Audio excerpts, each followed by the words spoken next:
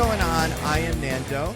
And I'm DJ. And I'm Diggins. And this is Mostly Nitpicking, a podcast where every week we pick apart a piece of pop culture by looking exclusively at the details. Woo-hoo! Woohoo! Guys, listen, last week was great. I think our last week podcast was so much fun, and I've listened to it a couple times about Star Wars and stuff, but this is going to be one for the ages. Yep. We're doing it about 2019's movie of the year. So. Exactly. And we've been talking about this for a while. This has been like we've been kind of, every time I plug the podcast at the end of one of my videos, I'll always be like, and we're doing a podcast on Frozen, and then Star Wars, and then Cats, as if they have any, as if there's any way Cats will be as culturally significant as them. But it turns out it might be more. It's in 10 years, I think we'll still be talking about Cats. Way beyond Frozen 2 and Star Wars 9, you know? In the same way, I hope not. In the same way that one still tells a story about that time 10 years ago when they got blackout drunk and woke up in a dumpster, we'll still be talking about Cats. Yeah. Yeah, it'd be like, do you know who was president in 1950? Do you know who was president in 1920? Do you hear about that ship that sank in the ocean? Yeah, you've heard about the Titanic. You don't know who those other ones are. Although, Diggins, you might know. Any guesses? 1950 and 1960? 15, sorry. 15. Yeah, that was Woodrow one Wilson. Yeah, that's gotta be Wilson. Yeah, it's Woodrow Wilson. 60 was, technically Eisenhower was president, but it was the year Kennedy won the election.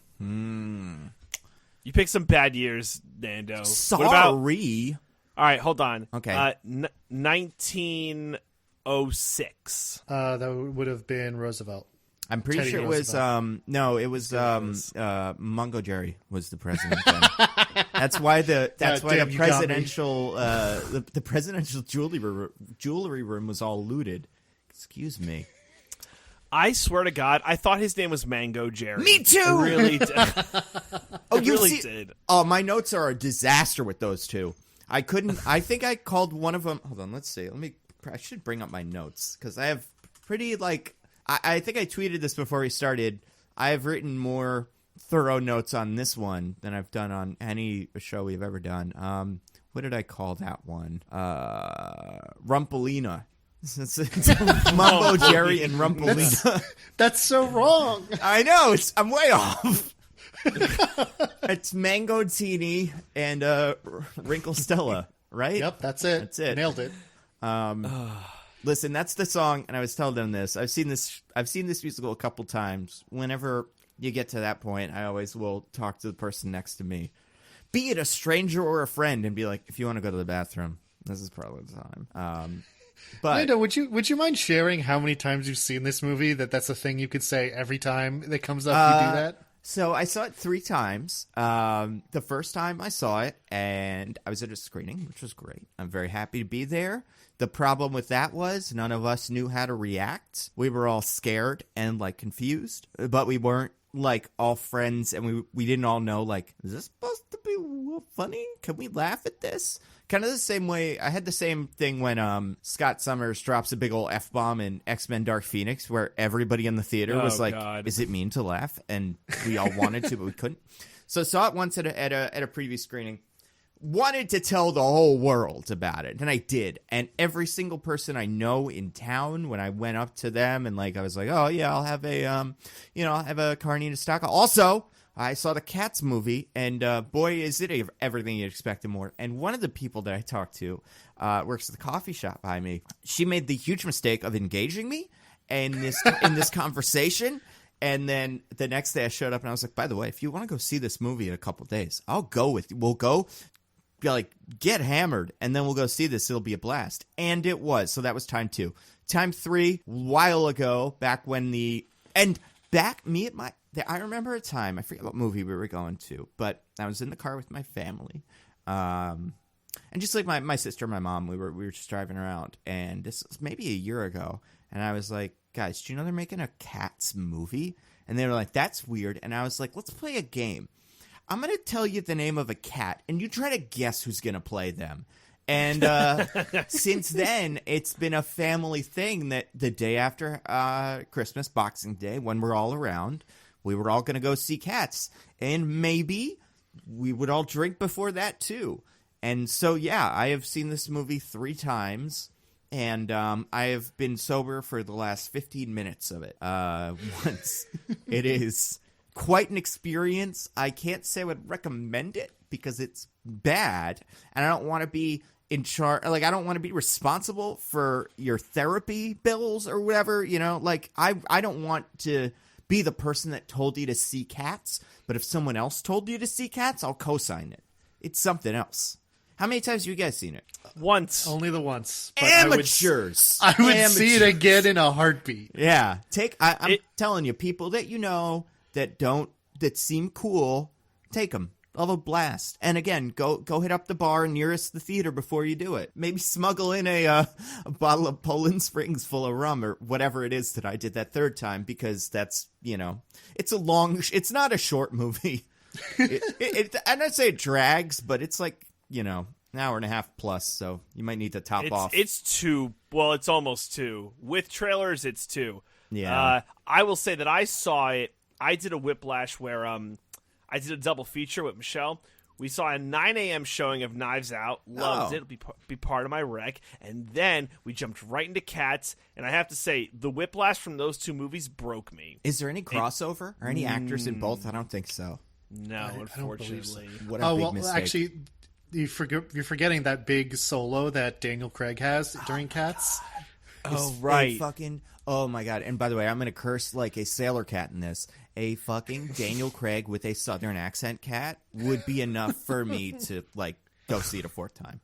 And you know what I'll tell people, and this is what I was telling you guys before. You go see it 3 times, and it's almost like I've heard Joe Rogan describe ayahuasca like this. It's like, you take it a first time, and you're like, this is weird. You take it a second time, it'll change your life.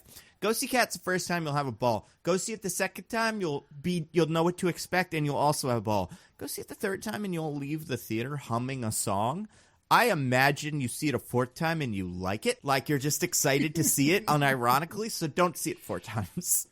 And also, don't listen to the soundtrack like I just did, because that's a big mistake. But, we take the hits for you guys. We sacrifice. That's true. Yeah. Oh, yeah, no one see this in theaters. Don't pay money. Even if you have stubs. Pay money. You have to see it in theaters. See it in an empty theater. See it with people who are doing the same thing you're doing. It's strangers, though.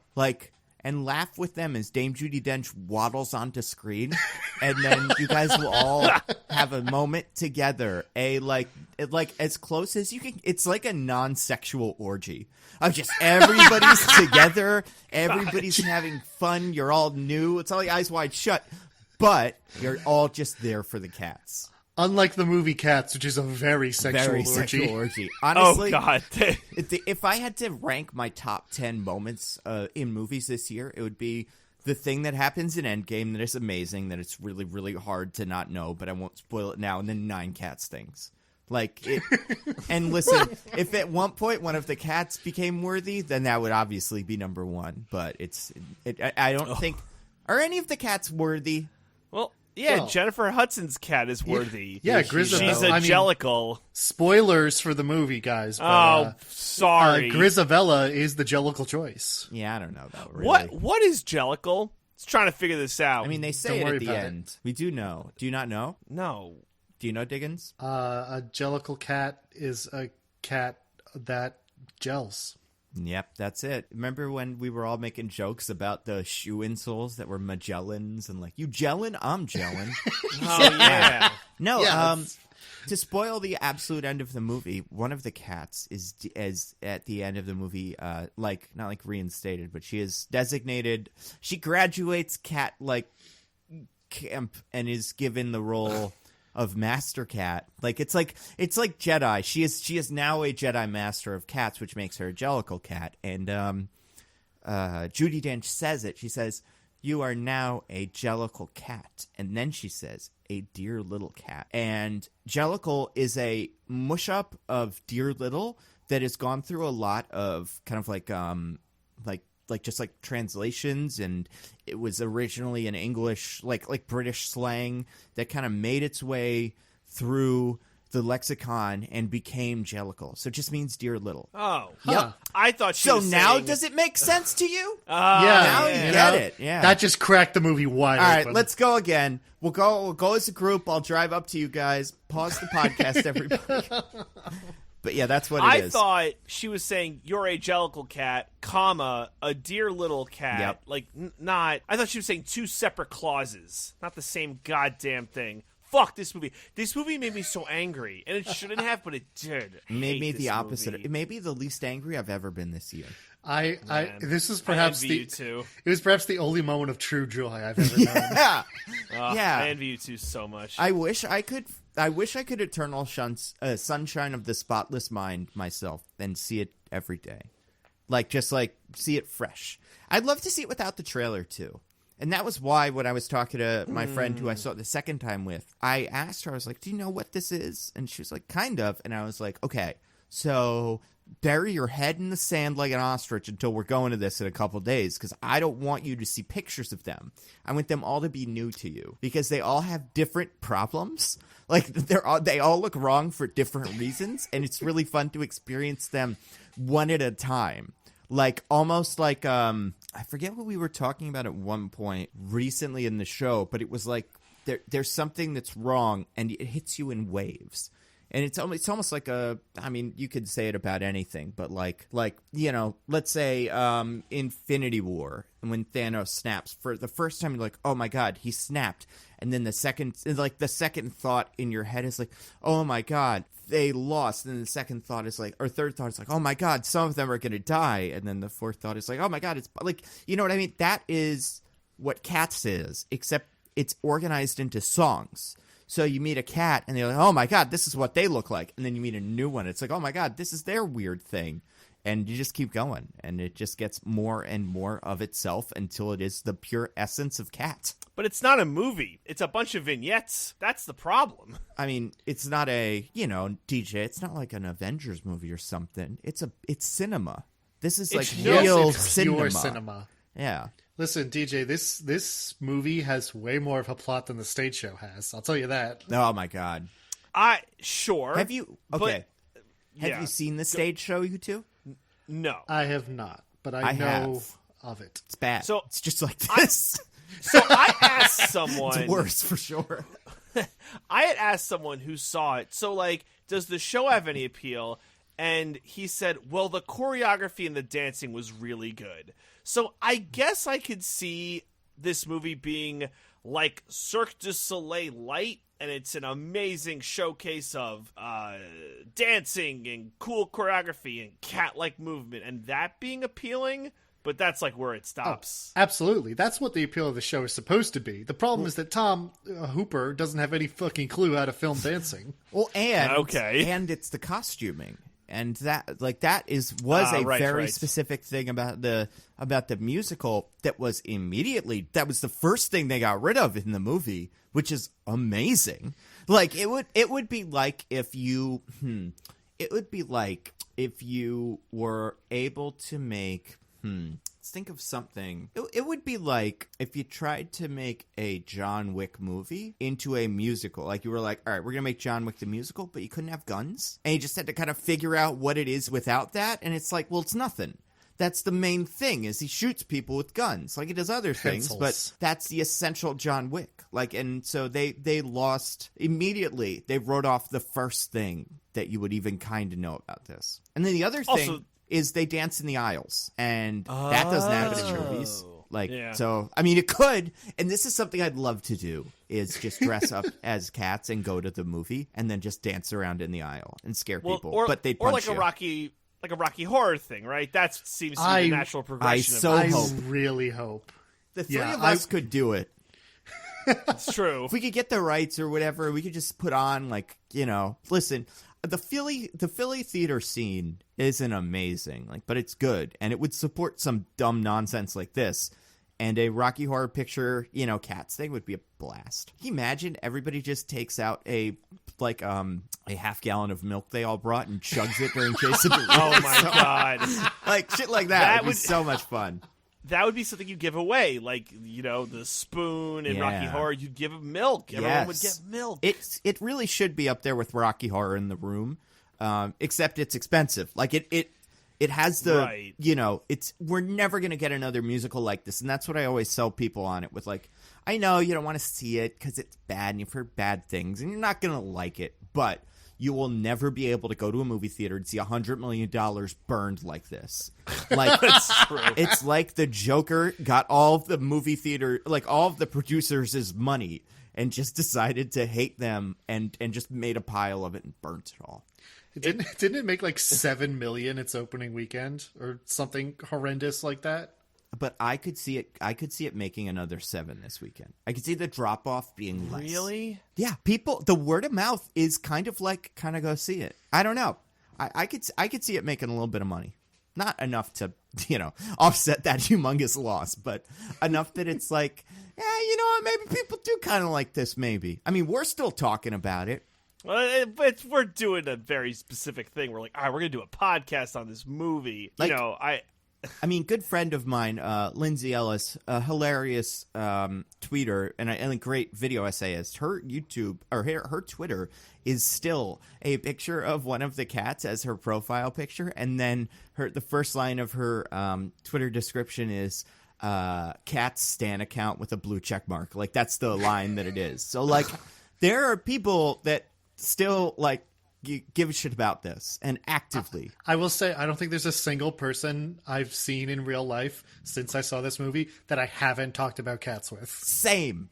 It is the ask me about my, like, you know, like those political things. It's like, ask me about Bernie Sanders. It's that, but with cats. I couldn't care more about anything. Anything, Nando. Anything. I mean, like, I guess like food and air, but besides those two things, wow, and my own cats. But if only I could get them. And you know what? There's a cat in the musical that I saw in the second time, and I was like, oh shit, he looks like one of my cats. This is bad.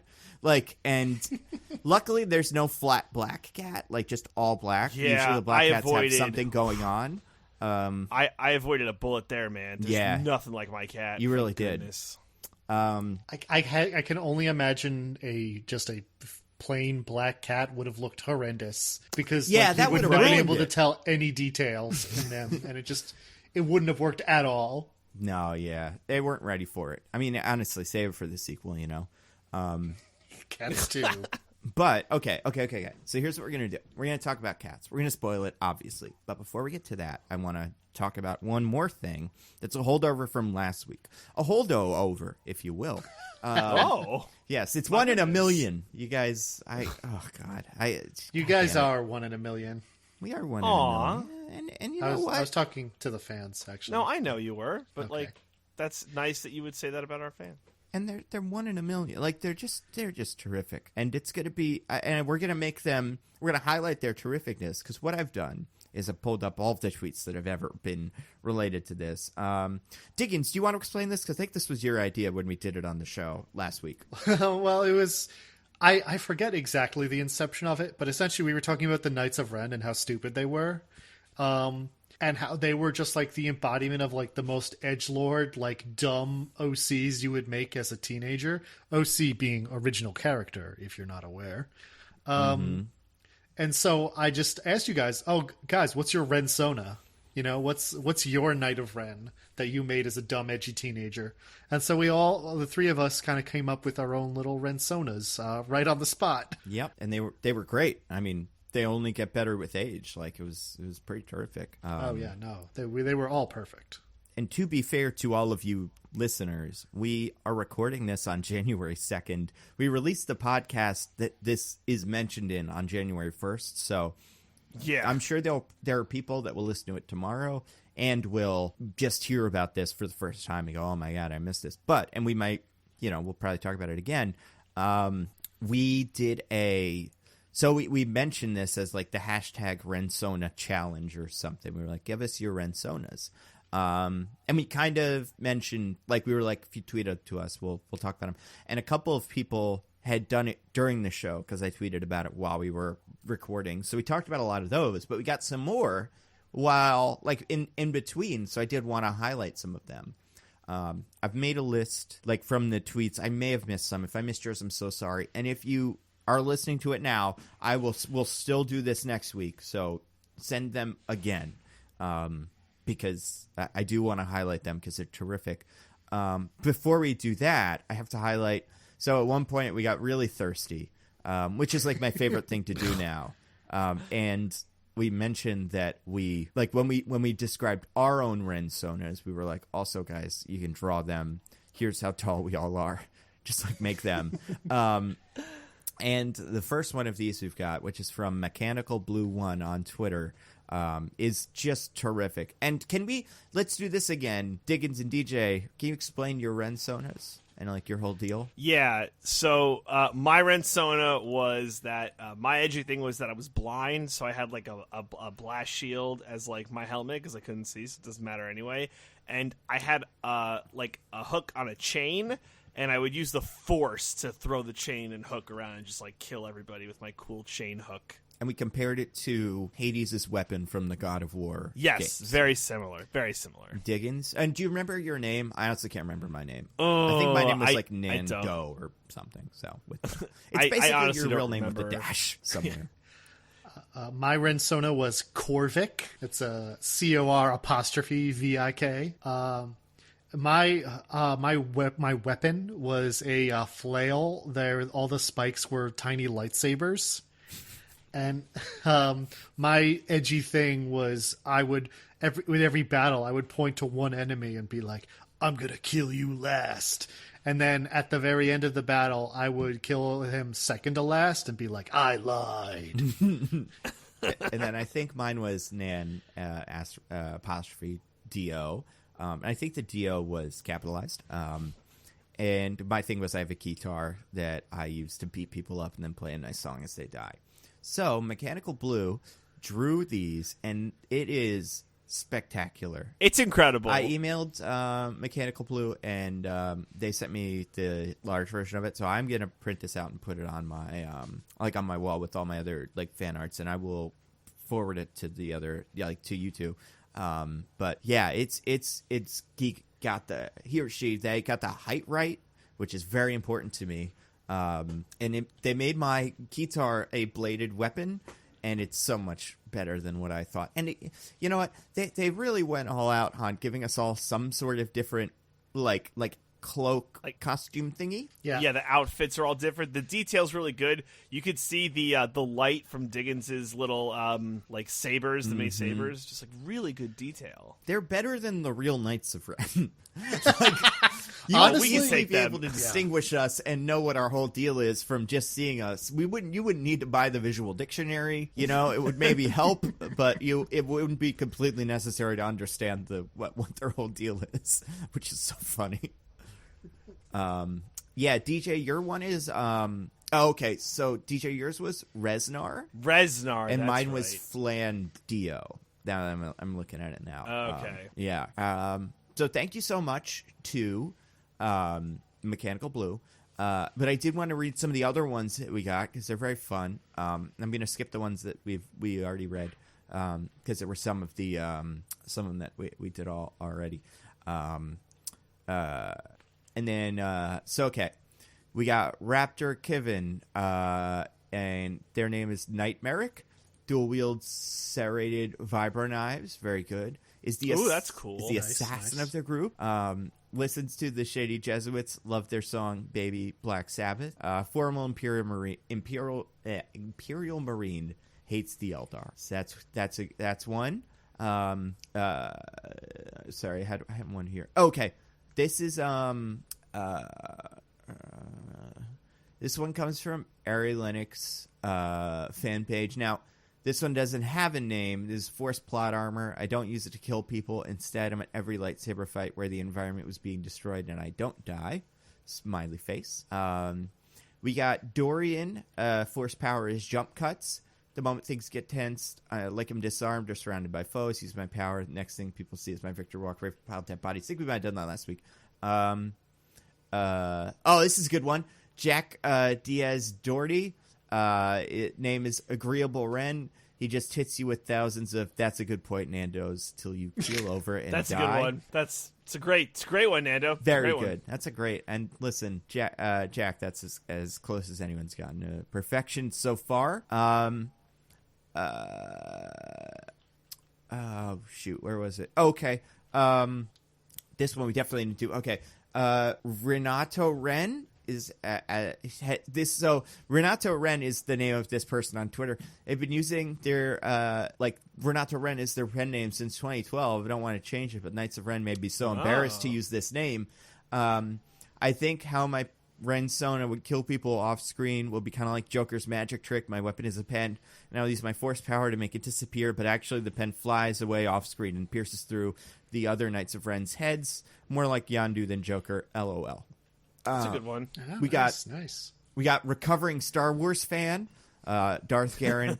Hashtag Ren Sona, my force power is logical narrative cohesion, so a lot of characters simply vanish while others are fleshed out. Wait, that's not my Ren Sona. That's Nando's. Looking forward to listening to the pod. Very good. Deviant Porg, my power is... So the key to being read out loud is to just have praise for Nando, I see. Oh, it never hurts. I mean, I'll take as much praise as I can get. Speaking of that, Deviant Porg... oh, wait, we did this one. Okay, never mind.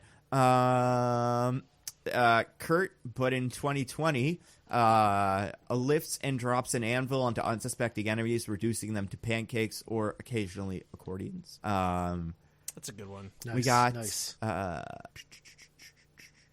Appreciate some violence with mine. Oh, this one's not bad. Not bad. This one could be a real one. The Sleeper of Meh has Welk.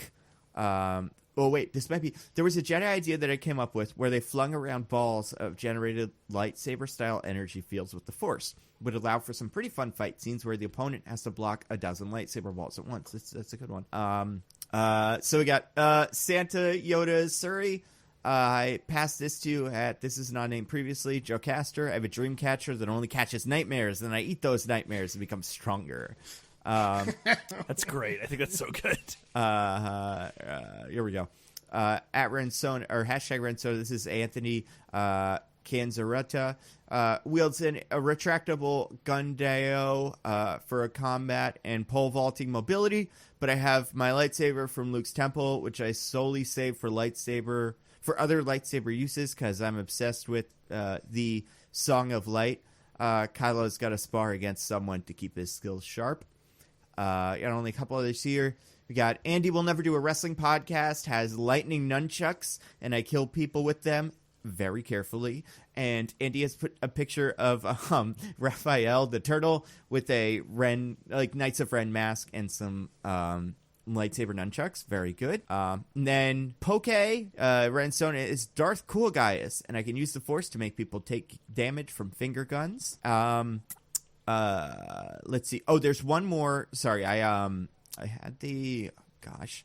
This is so tough to find because I have we've talked about this on multiple pods. This is, or not multiple pods, multiple tweets. So this has come up a couple of times. But there was one that I got earlier today that I didn't want to throw out there. Was it the Bionicles one? No, we got that one already. That one was terrific. But I just wanted to say it again. I'll say it again. Loved it. They're Bionicles. I don't have the exact tweet, but yeah, they're basically Bionicles. They're spray painted black Bionicles, which is very But good. do they have solid gold tims? Of course. You could never do anything else, I would assume.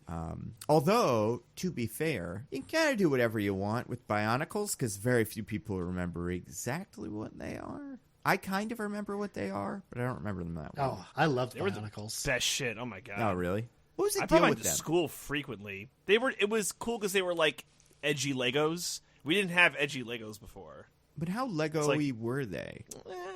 Yeah, They weren't like traditional Legos. They were a little different. They had ball and socket joints, right? They were kind of more like Kinects. Yeah. Right. That's what I always thought.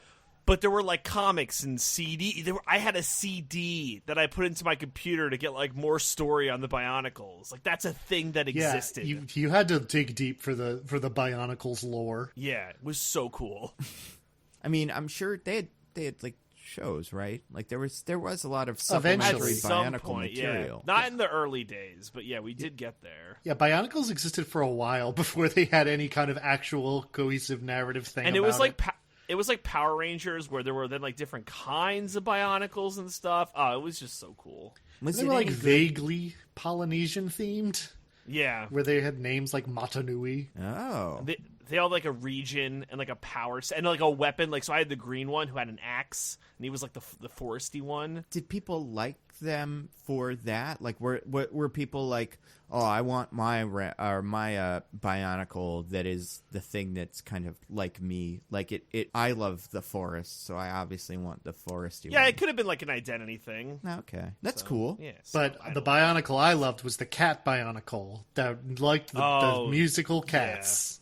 Wait, wasn't there actually a cat Bionicle? I It don't was know, like the- maybe. I don't know. At some point, I'm sure. Okay, I found the other ones. Here we go. Sorry, it took all me right. forever. Okay, all right, couple others. So, Veronica, who is, my sister, Ren Sona is Daiquad. My weapon is a 10-year-old jar of pickles that is welded shut. I fake opening it and then innocently ask people to open it. I walk away as they descend into madness.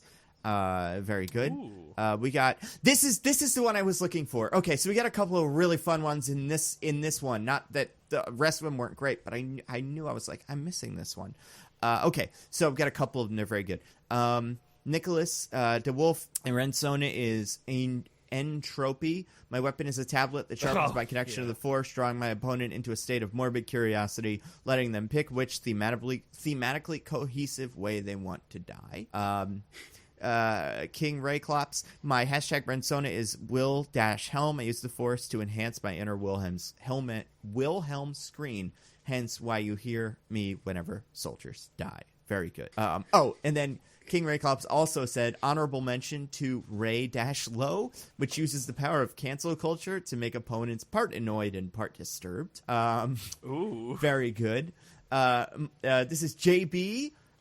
Jake from State Farm on Twitter. My hashtag Rensona is DIEZEENHUTZ.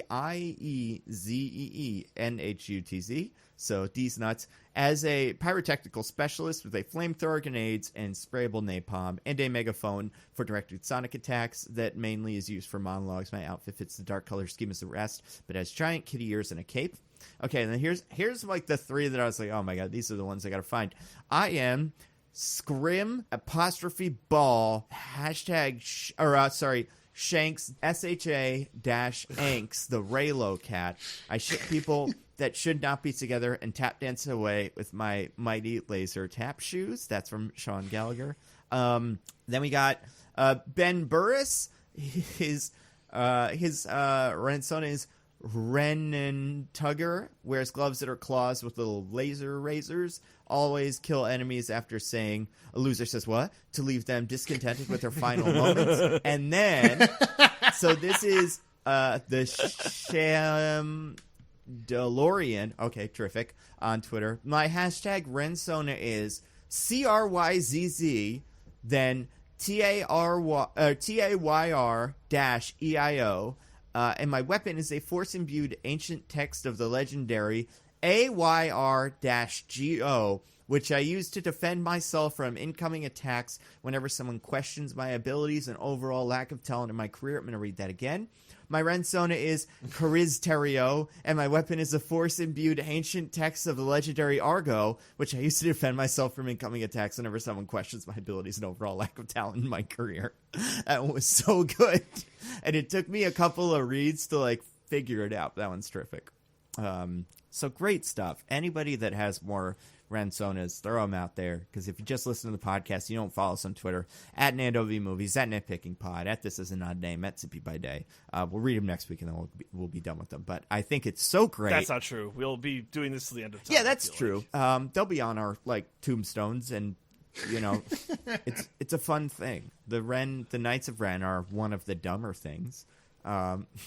I think when Jenny Nicholson did her video on them, their bit was the Knights of Ren. They do nothing and then they die. So they're the worst. Okay, we're done with Knights of Ren. We're only 30 minutes into this pod.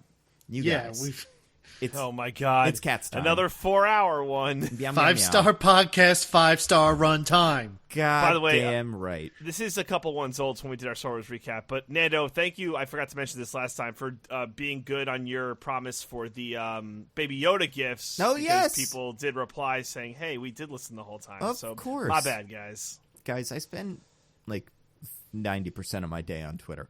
So if someone's going to tweet me a thing, they're going to get a response, especially if I'm just out eating or like at the coffee shop. Then without a doubt, you will get something from me. But speaking of getting something, you guys are about to get more than you can ever get, because we are about to talk about Cats, the musical, the movie. Yay. The movie event of the year. We're going to nitpick it. We're going to go through spoilers. The spoilers are their names are their thing, and then they all are that. There's I would nothing say, to it.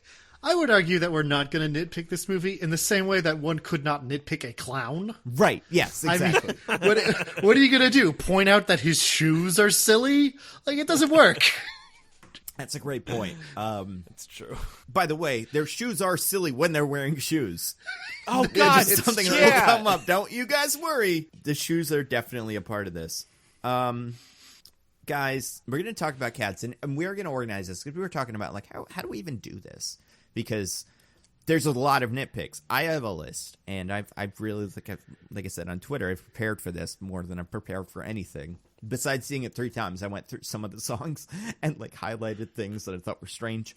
But we're going to go through the set list and just kind of talk about it and nitpick it as we go. If you haven't seen this movie, you don't necessarily need to see it before you listen to this. I will say, listening to us talk about it and then seeing it will help you like keep a good beat on it and just know what's going on. Because everyone I've seen it with, and that is, you know, my friend and then my family, I will tell them, like, I'm going to whisper things to you, and you're going to love them. But, like, it's helpful. It's not me being annoying. So, hearing us talk about it is only going to enhance the experience for you. If you could do some kind of listen while watching, treat this almost as of a commentary. Oh, my God. Can you imagine? People should do that. They really should. That'd be terrific. I mean, Rian Johnson does that for his movies. He did it for Knives Out. Really? Yeah, That's great. He released like a commentary that you're meant to like listen to while you're in the theater watching the movie, like with headphones or something. Oh man, I want to do that. So do that with this podcast while you're watching Cats. Yes, for sure. And listen, we'll try to be as like, what's the word? Like not like animated, but we will make it clear what we're talking about, and if you get confused or like if you black out and then you wake up, you'll know where you are. We're Just here to like help the you. real movie. Exactly. I have so many fun stories about the times I've seen this with people. But we're gonna start with the general opinions of us. So this isn't part of the like thing, like. But I do want to get a sense for what you guys thought of it. Obviously, I thought it was great. It's the weirdest thing I've ever seen. But what did you guys think the first time you saw it? Did it live up to your expectations? And what were those expectations? Diggins, you go first. Yeah. My expectation was that it would be a trash fire. And I was 100% right. This movie's abysmal, but in the best possible way. Like, I was grinning the whole time. Like, what the fuck is happening? I don't care. This is bananas. Like, and it's not even necessarily the things that are happening themselves, which are weird, which are very, very weird. But I could imagine myself enjoying if they were... Like, I could imagine a stage, like, watching the stage show of this and having a good time. If it's, like, a good staging of it, the dancing's cool, whatever. Having a genuine good time. But everything about the presentation of this movie is so bad. The framing is bad, the direction is bad, the effects are bad. It's all terrible. And that just makes it so much more bananas than just the premise. And I couldn't look away. It was incredible. I had an amazing time. DJ, what about you? This movie broke me. It really did. I don't know if it was the whiplash from going to see a movie I truly loved and filled me with so much joy from going from that to a movie that made me so angry and confused and, like, cringe. Like, I went from Knives Out over to the fucking, like, Sonic the Hedgehog trailer. And maybe it was too much of like orange juice and toothpaste that the juxtaposition was so terrible that that's what killed me. But I was miserable the whole time. I didn't smile. I was like, what the fuck is this? Get me out of this. The last 5 minutes when Judi Dench is just talking at you, I wanted to scream. I would have gotten thrown out of the theater, though, for like, he went crazy. The movie made him go crazy pants. I had such a bad time. I've never had an orange, I like orange juice with toothpaste mixed in. But now I want to. You've sold me on toothpaste orange juice combo. Do you know what I'm talking about? Oh, I know exactly what you're talking about. But now I'm thinking about it again. I'm like, maybe I was too harsh on orange juice and toothpaste. Maybe it's for me. Because this Judi Dench spoken word poetry bit was a delight. I was unable to focus. I was blacking out. Just it broke me. This movie broke me. It made me so sad. I couldn't believe. I thought I would have. Maybe it's my expectations too. Like I knew it was gonna be bad, but you two convinced me. Like, oh, you're gonna have a great time. You DJ, you're gonna have a blast. And I was so sad. I was made very upset. DJ, did you not hear the thing that I said? Like the condition of seeing it to get loaded beforehand, blasted. Just like, go to your nearest bar, get tequila, and just make good friends with the tequila. It was 9 a.m. The tequila's still there. And I was on the back half of a double feature. It just, I didn't have the option. That's what you stick a flask in for. Yes. Or a flask, and this was, I saw it the third time with my entire family, and as I was leaving my house, because I was like, well, I don't have a flask, I'm not cool enough, I got a bottle of water, dumped the water out, went to the liquor shelf, filled it with rum. And then my mom was like, what are you doing? And I was like, and she was like, oh, right. And it was delightful. I've never had a movie like that. Cause I've gone out to movies with friends and like, oh, we'll go have a couple drinks beforehand. Cause I know the movie's, kind of dumb or it's a comedy. It'll be fun. I've never had a movie where I've been like, I would pass this bottle of rum to everyone in the theater. Just be like, this is for all of us. I brought enough gum for the whole class. And just be completely on board that even if there was a cop, they'd be like, oh, thanks. This is cool. But Diggins, what did you do? You don't drink. I was just high on the spirit of cats. Oh, okay. I was drunk on Jellicles. Oh my god! Drunk on Jellicles. There better be a Jellicle beer coming out or something. Like I would drink did you guys, it. I'm not a big beer guy. Speaking of trailers before this movie, though, did you guys get the Doolittle trailer where a dragon shows up at the end? Yes. Doolittle spoiler. Trailer. Oh my god! I can't wait to do Doolittle. It's that trailer. I know. I'm teasing. Ridiculous though. A fucking dragon. Yeah. We don't get to hear the dragon talk though. So I wonder what the rules with that are. Probably it's actually just again, right? It's just Benedict Cumberbatch lying again on a floor and ping pong balls. I would hope it's that. I'd be depressed if it wasn't. You know what? Because I know the polar bear, I believe, is played by John Cena. So I hope that it only gets worse as the animals get bigger. It's like this one's a dragon, and it's played by Danny DeVito or something like that, Oh my god! You could have give me Danny Glover again. That too. Have him be or something. Give me The Rock doing Danny DeVito again. Oh, as a dragon! Get out of here! Yeah. By the way. Speaking of kind of follow-ups on previous podcasts, another friend of the pod, Veronica, who is one of the Ren Sonas, Pickle Jar.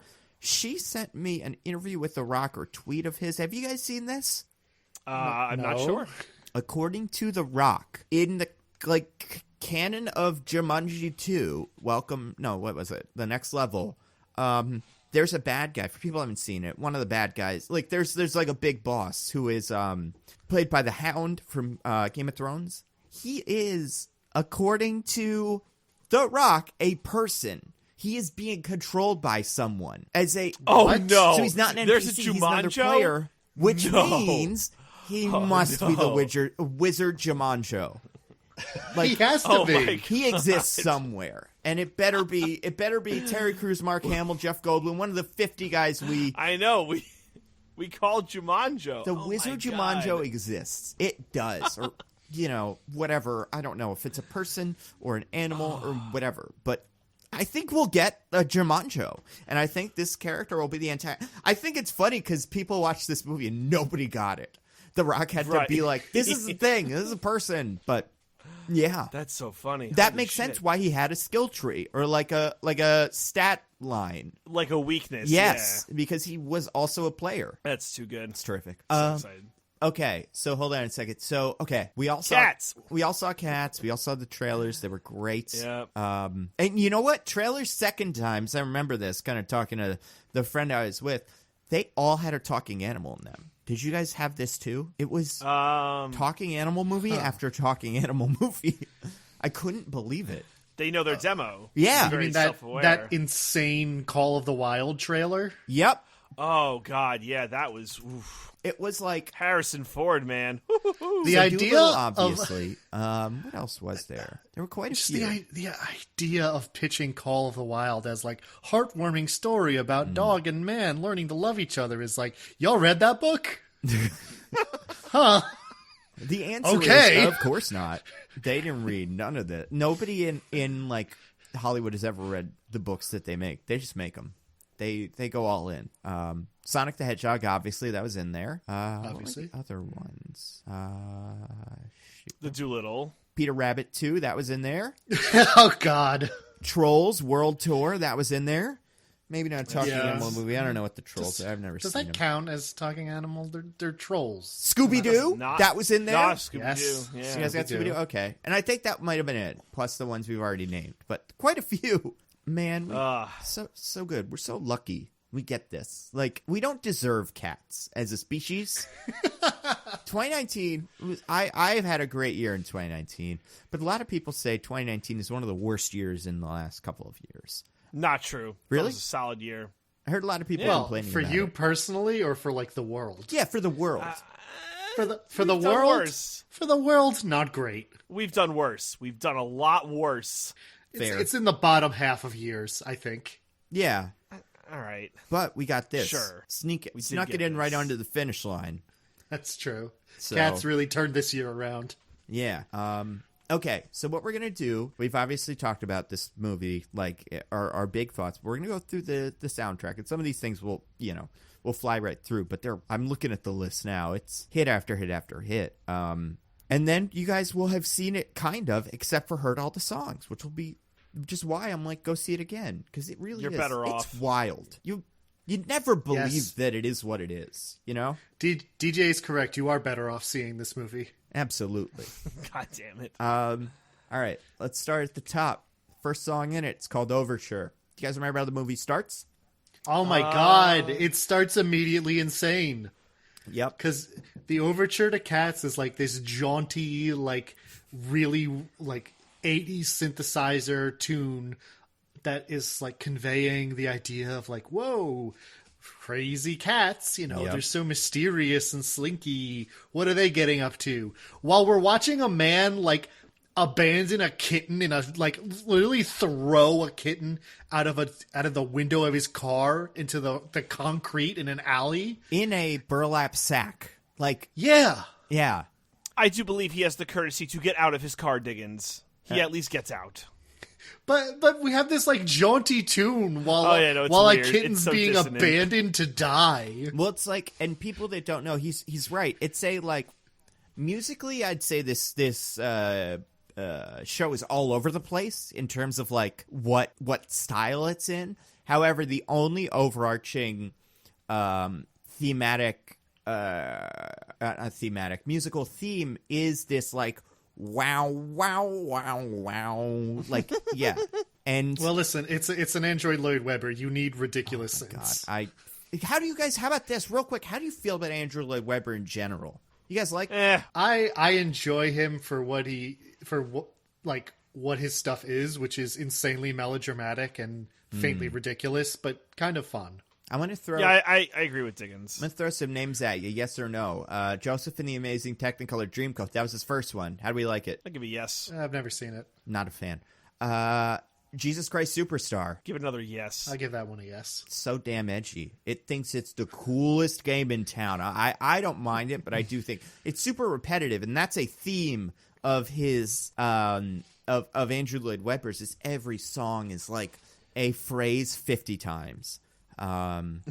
This Cats, obviously. Yeah, I was gonna say a tendency that reached its zenith in Cats. It only gets worse because then after Cats, you get Starlight Express. People pretending to be trains on roller skates. One of the most bizarre musicals ever made. I would die to see this as a movie. If they're all pretending to be Thomas the Tank Engine, but also they're mostly people doing that, because it would be amazing. Well, could it be CGI? Could they be like CGI? It would be like this. People? They'd need digital train technology to turn. I want like JJ the jet plane level technology of turning them into trains. Just front of face, mostly train body. So you got that. You got Phantom. How do we feel about Phantom? I like Phantom. Phantom's fun. Yeah, Phantom's pretty good. I think it took him a while to make a musical that wasn't, for me at least, like annoying. And it's Phantom. And then School of Rock. Never seen it. He did the Broadway version of School of Rock? Yep. I never saw the Broadway version. The movie's fun. I love the Broadway version. And I saw it before I knew it was an Andrew Lloyd Webber show. Not that I don't like him. I think he's talented. But that's my favorite of all of his properties. I think School Jesus of Rock Christ isn't Superstar's okay. I think it ages weird. Fair. But I understand at the time it being a big deal. But yeah, this one starts with a cat being thrown into like an alleyway. Main cat's name is Victoria. Played by Francesca Hayward. New face, like a brand new, actress on the scene. I believe she is mostly a dancer. That's what she's known for. It's probably why she got this role, because it's mostly a dancing role. She dances well. She does. It's good that she has her thing. Yeah. I mean, as much as the camera lets us see her dance, she seems pretty good at it. Yeah. Every so often, a song will end with her dancing real quick, and that's kind of the bulk of it. I would assume, and what's his name, Diggins? I call him Triangle Face, but you know his name. Triangle Face. His name is Monkus Trap. Sorry, what is it? Monkus Trap. So Monkus Trap, I would guess, is also a dancer mostly, because they have a couple numbers together where he also dances pretty well. He's probably more of an all-around triple threat Broadway guy. He's also a pretty good singer, and he leads a bunch of songs. But I think this movie is half Broadway people and half the most ill-fitting celebrities you could imagine. Oh, for sure. It's so funny because it is it's like they had to get a couple of names. They got him, and then they filled it out with Broadway people. Once they had Judi Dench, Jason Derulo, Rebel Wilson, and who's the other one? Taylor Swift, Idris Elba, and the rest are Broadway. Because even what's his name? James Corden started on in the West End and on Broadway. He was a he was a stage performer who transitioned to TV. James Corden is very Broadway aligned in his brand. Also, he did. I want to say One Man, Two Governors was his thing that he kind of got attention for. He's good in it. It's a play. I don't think it's a musical. Been forever since I've even looked it up. But yeah, he's talented. Do you guys have any earthly idea why the big name actors agreed to be in this? Money, dear boy. But I didn't understand how much money must have been pumped into this movie. This movie's very expensive. $95 million. Oh man, now those numbers, do those include the actor salaries? Yes. When we get those numbers, okay. It doesn't include marketing, but that's the full cost of production. Unless they producers it, and then maybe it was $60 million, and they flubbed the books. Not to say that this was some sort of tax evasion, but people have suggested that it was a producer's scam. Man, it wouldn't shock me. But here's my guess, and I talked to my family after we saw it. I could see this being Tom Hooper knowing one of them, and that guy or gal being a big Cats fan. And Tom Hooper being I want to make a Cats musical. You saw my Les Mis. It was pretty good. Or whatever. It was fine. Idris Elba, will you be in this? And Idris Elba was hell yeah. I love Cats. Make me McCavity. Said, Of course. Even though you're definitely better suited for other ones, you will be the McCavity of my play. And then he went to all these other smaller actors. Like he went to Rebel Wilson and said, hey, Rebel Wilson, I'm doing Cats. Idris Elba's in it. You want to be in it? And Rebel Wilson was like, sure. And he kind of kept going, almost like that guy from a couple of years ago who his whole deal was, I'm going to take a pen and try to trade it for a house. And it kind of snowballed. Like he traded the pen for a hat, and he traded the hat for this. And eventually it was a car, and eventually it was a spot on a TV show, and eventually it was a house. I could see the last person being part of this being Taylor Swift. And what they did was they said, hey, Taylor Swift, we're making Cats. Here's the cast list. Ian McKellen can't be wrong. You know, like Jason Derulo, you guys are good friends. He's a famous Cockney, like little lad. You can do it if he could do it. And then they were like, of course. How could 10 famous actors be wrong? This is how. Look at, but I do think it was. I've described this before, and it's been in a couple of things as a Crocs situation. And this is my kind of opinion on Crocs, and I like Crocs. I'm wearing them right now. They're my house shoes. I'm leaving this podcast. Yeah, no, I mean, listen, if you want to peel back the curtain, Crocs, a nice H&M shirt, and some Target like sweatpants.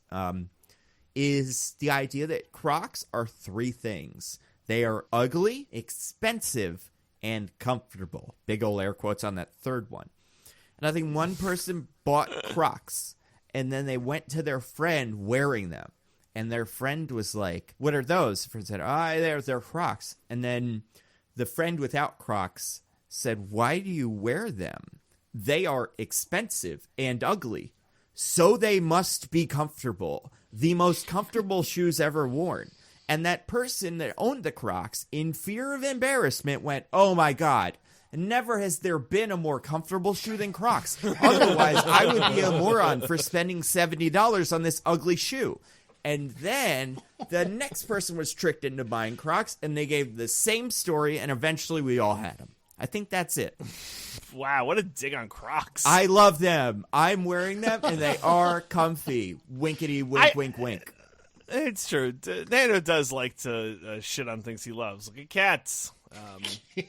Although you've embraced it with open arms in a weird way. Yeah. And I don't even get, there's no Cats referral code, or not Cats, there's no Crocs referral code I have where I can make money on you rubes buying Crocs. I just use like code nitpick to get. Yeah. Crocs.com /Nando Crocs is a liar. Crocs, if you want to sponsor us, I mean, we're clearly open to it. I don't. Oh, I'll take anyone. By the way, I'm still using my Beard brand conditioner, so go buy some Beard brand. Good. They sponsored us for 2 weeks once. I follow the Clay Davis rule, which is I'll take any motherfucker's money if he's giving it away. I'll tell you, I have a lot of sponsors. I like them all. I would never sponsor a thing that I think is completely dumb. And Crocs, if they like, it's funny if you told me. If you were like, what kind of shoes? Like, give me your shoe pie chart. It'd be like 50% Crocs. Because every time I enter my house, I put my Crocs on. I'm not joking. I'm wearing them now, and I wear them constantly. I have a couple other shoes that are my outside shoes. But yeah, I love them. This is legitimately the most shocking fact I've ever learned about you. This Cats musical has opened me up. It has made me a different person. I've talked to people since then, and I'm so open with my feelings because Cats, as a musical / movie, is the most vulnerable thing, right? Like, it presents itself to you, and it's like, this is what I am. I'm not going to mess around and pretend I'm cool. I'm Cats. And I see that, and I respect it. I disagree. I think Cats is trying so hard to be cool. I think it's trying so hard. It's itself. It and knows it's what failing it is. so badly. That's what's endearing. It wants to be cool. No. It doesn't get points for like adorably falling on its face. It's a creepy movie. It's a creepy bad movie. I will say, if we're taking skip.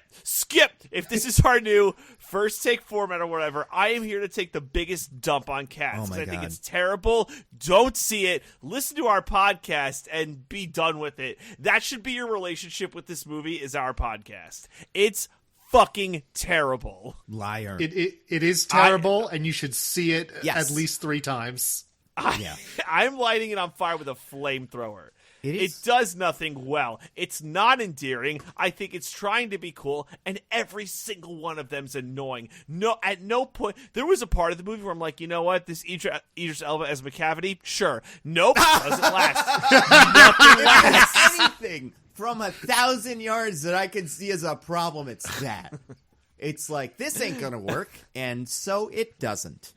I don't know. Well, did you guys have a history with cats prior to going to see the movie? I mean, I like the real ones. I'm a big fan of cats, which, if That's anything, me. should make me predisposed to hate this. But, like, what about you knowing, like, oh, Idris Elba as McCavity, that's not going to work? Like, I don't know. It might have. I don't know him as a singer. I know the rest of him is Broadway theater people, but he's the one that I'm like, does he even do this? So, like, I thought maybe it could be like a Henry Higgins situation. Like, in My Fair Lady, Henry Higgins is not a singer, and people who play him don't typically sing because he just kind of rhythmically speaks as a British guy. I thought it could have been one of those. I'd say, as a former and we should also put out, we've all done college theater to some extent. That is true. And that is true. As a as an outsider to the trade and to the whole thing, I respect those people more than, your people that are like, yeah, I'll do whatever, it's fine. Like, I'm gonna, as opposed to Idris Elba, who seems to pick his projects. However, when I knew this would be bad, which was when I read that it was what it is, like when someone was like, they're doing a Cats musical, there was an idea, like, or a thought in my head that's like, well, who's the point of failure? Where is this going to fall apart? And he was the one that I'm like, well, he's not really suited for this as far as I know. So it might be him. I think he performed admirably. I think everyone performed admirably. Absolutely. Disagree. I think they were the band on the Titanic playing as the ship went down. Yes. 100%. I think that Ian McKellen was a disgrace. What? I'm a Oh shit. my god! Oh my god, DJ, you're out of your mind. Cross paws, motherfucker! I am not. You are. Oh my god! I've never been more against your opinion. I can't believe it. What feels like, it felt insulting. It felt like he knew it was bad, so he's like, oh, I'm just gonna fucking just be a joke. Oh my god. I do. I thought he was an absolute joke. Ian Sorry, McKellen DJ, brought my eyes just rolled so far back into my head that I saw my brain, which just turned black because of what you said. Like, this is a stroke situation. Ian McKellen was more of a cat than any of the cats. He took the wrong direction, but man, did he run with it. Ian McKellen brought a dignity to this role that it didn't deserve. Fuck yeah. No.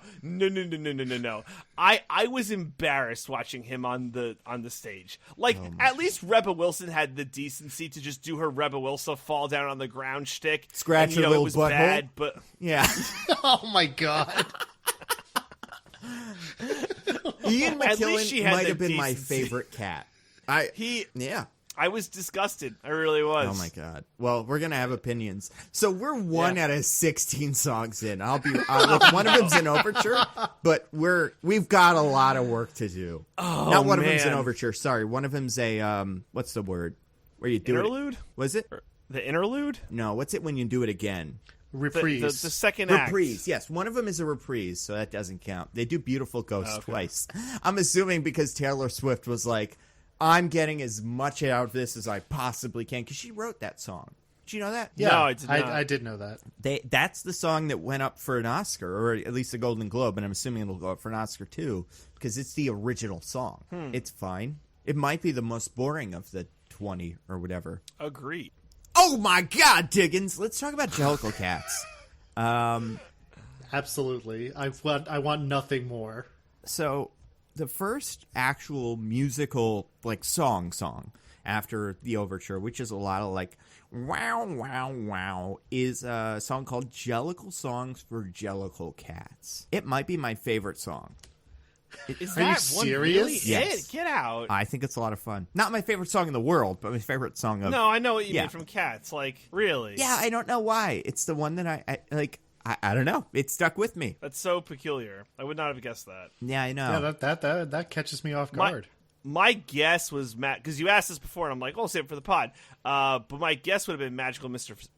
Magical Mr. Mistopheles. Well, that's the thing about Jellicle songs for Jellicle cats. Besides the word Jellicle, it's not super repetitive. It gives you a lot, and musically, it's kind of all over the place. Mr. Mistopheles is just the whole that one phrase 1,000,000 times. But the whole action of what's going on is so compelling. Oh, yeah. I mean, when he flies into the air and, like, playing cards shoot out of his hat, that's pretty good. It's one line in Jellicle Songs for Jellicle Cats that really gets me.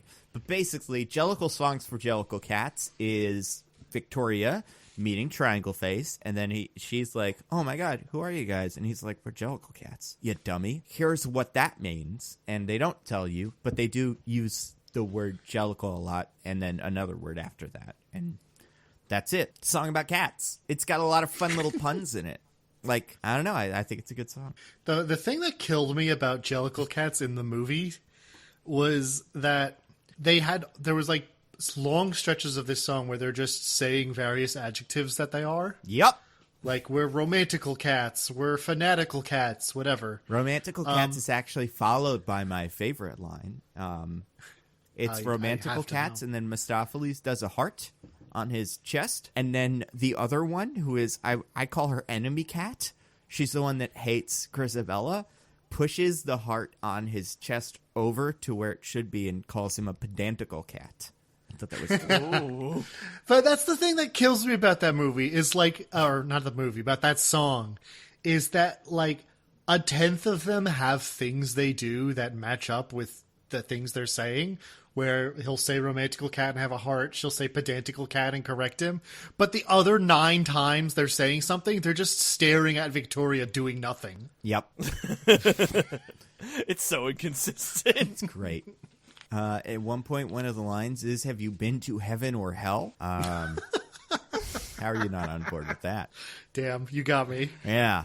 And listen, the whole movie, and we'll learn this, I think, in the next, like, not in the song, but in the next, like, bit of beat poetry, is a contest to go to heaven. So it's I think like, you mean the Heaviside Layer? Yes, exactly. And one of the and another line is, "Can you go to the Heaviside Layer?" So even then, it's like, if you can, what are you doing here? You're not a Jellicle cat. You're like a double Jellicle or whatever. You've broken some sort of boundary. Do we know what the Heaviside Layer is? It's a place where cats are reborn. Yeah, it's like reincarnation. Cool. These cats are competing for the chance to die. Yeah.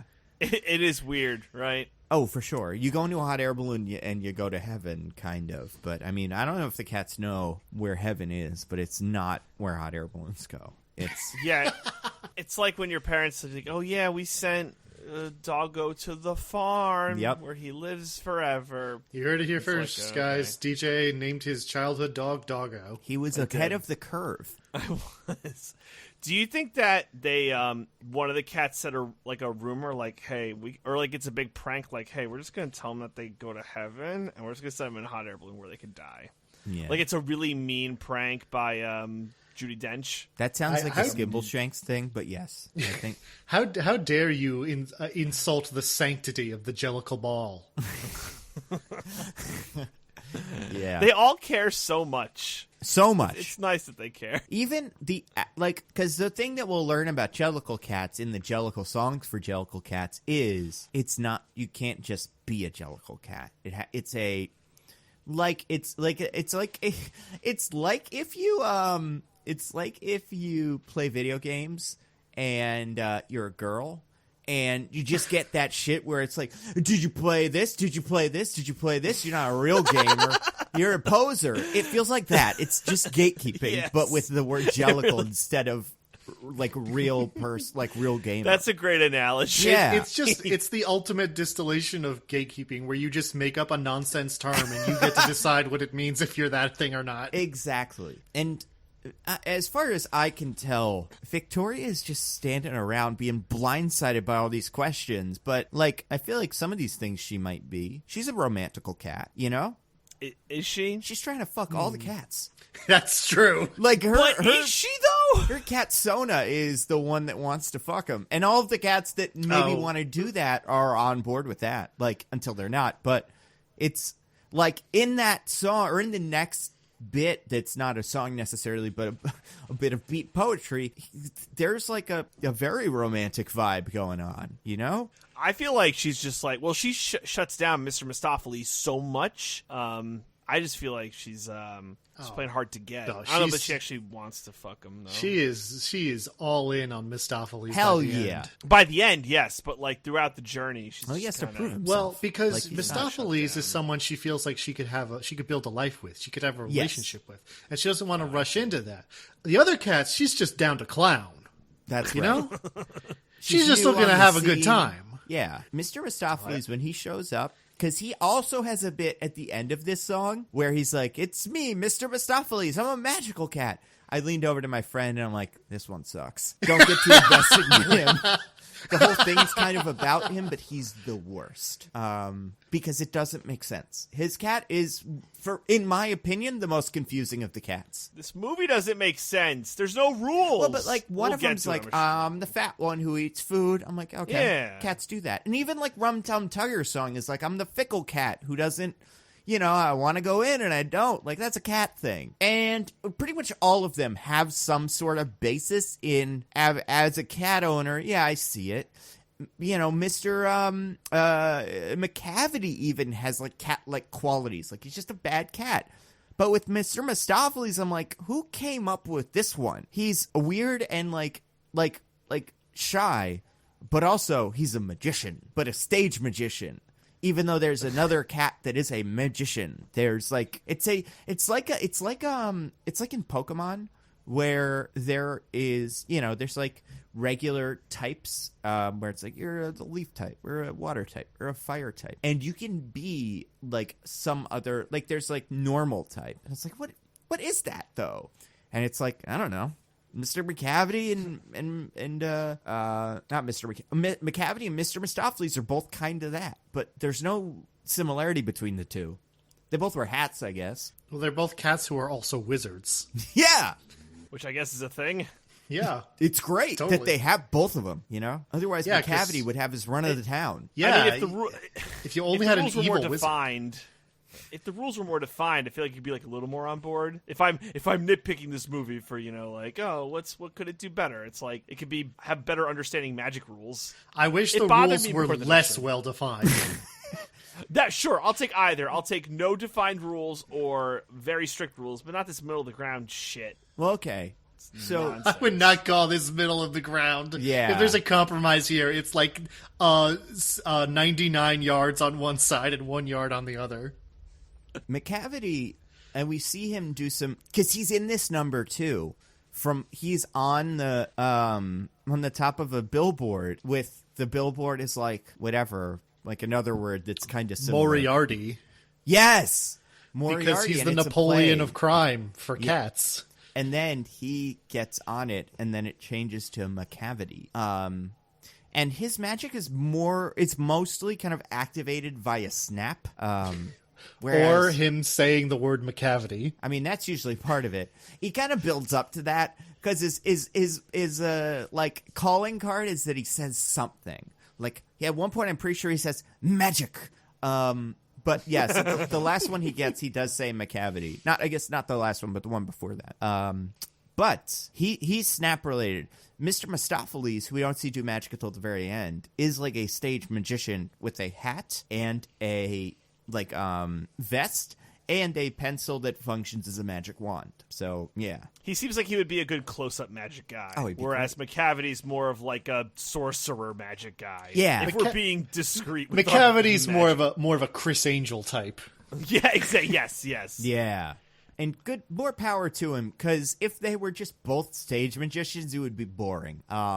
It's almost like McCavity, or it's almost like Mr. Mistopheles showed up from a different musical. And he was just like, oh, I'm a cat. And they were like, okay, what's your thing? Do you eat a lot, or are you troublesome? And he's like, oh, I'm a stage magician. Is that like part of it? And they're like, no. But I mean, I guess you're here, so, get ready. I guess conversely, Well, again, I know nothing about the musical, so I may just be talking total bullshit. But that's like, the theme I guess of the show, DJ. I don't know if people have not listened to an episode of this before. We're usually mostly talking total bullshit. Just call the podcast mostly bullshit. Oh my god. But that's part of it, right? Is that you needed a good guy to beat the bad guy, and how else would you do that? But with magic, right? Oh yeah, that's the NRC's like main saying is the only thing that can stop a bad cat with magic is a good cat with a magic. Oh, they're saying magic must defeat magic. That too. Jackie Chan. Exactly. In the rules. musical, actually, Mr. Mistopheles doesn't show up until that point where they're like, we need to get old Deuteronomy back from a cavity. What if we had our own magic cat that could just do it? And he just does, and that's it. That's the end of the plot. That's nice. Yeah. It's nice that he has that. So Jellicle song for Jellicle Cat's great. Great song. Great number. I think it saves the musical. If it wasn't for that, I really think people would walk out by song 3. Oh my god. What a not correct claim. Absolutely. You know how they say oh my goodness. You got to have an action sequence in the first 10 minutes of a movie, otherwise people turn it off? I think this is that. This is the Thanos you have to have a Jellicle Jellicle song of this musical. That's a hell of a claim. It's a Jellicle claim. All right. After that, we get the old Grumble Cat. Old Gumby Cat. Oh, sorry, Gumby Cat. I'm reading this over my microphone. And my brain is like, well, it can't be Gumby. It must be Grumble. But yes, it is Gumby. What's her deal, guys? Oh my god. Fucking dog. She has like 4 deals, and each one is more horrifying than the last. All right, let's start with deal 1. What is it? The one is that she like lays around on the floor and scratches herself, and it sucks. It's bad to look at. It's fucking. I hated it so much, and I don't mean to talk shit about Rebel Wilson, but do you think she wanted to do that? I think she was like, oh, I just want to be fucking gross. Yeah, it seems like most of her stuff was improv. Like that It feels like they told her, like, be a gross cat, and she was like, okay. And that's probably just told what her she to did. be a Gumby Cat, and she was like, okay. I guess that means they scratched their little butthole.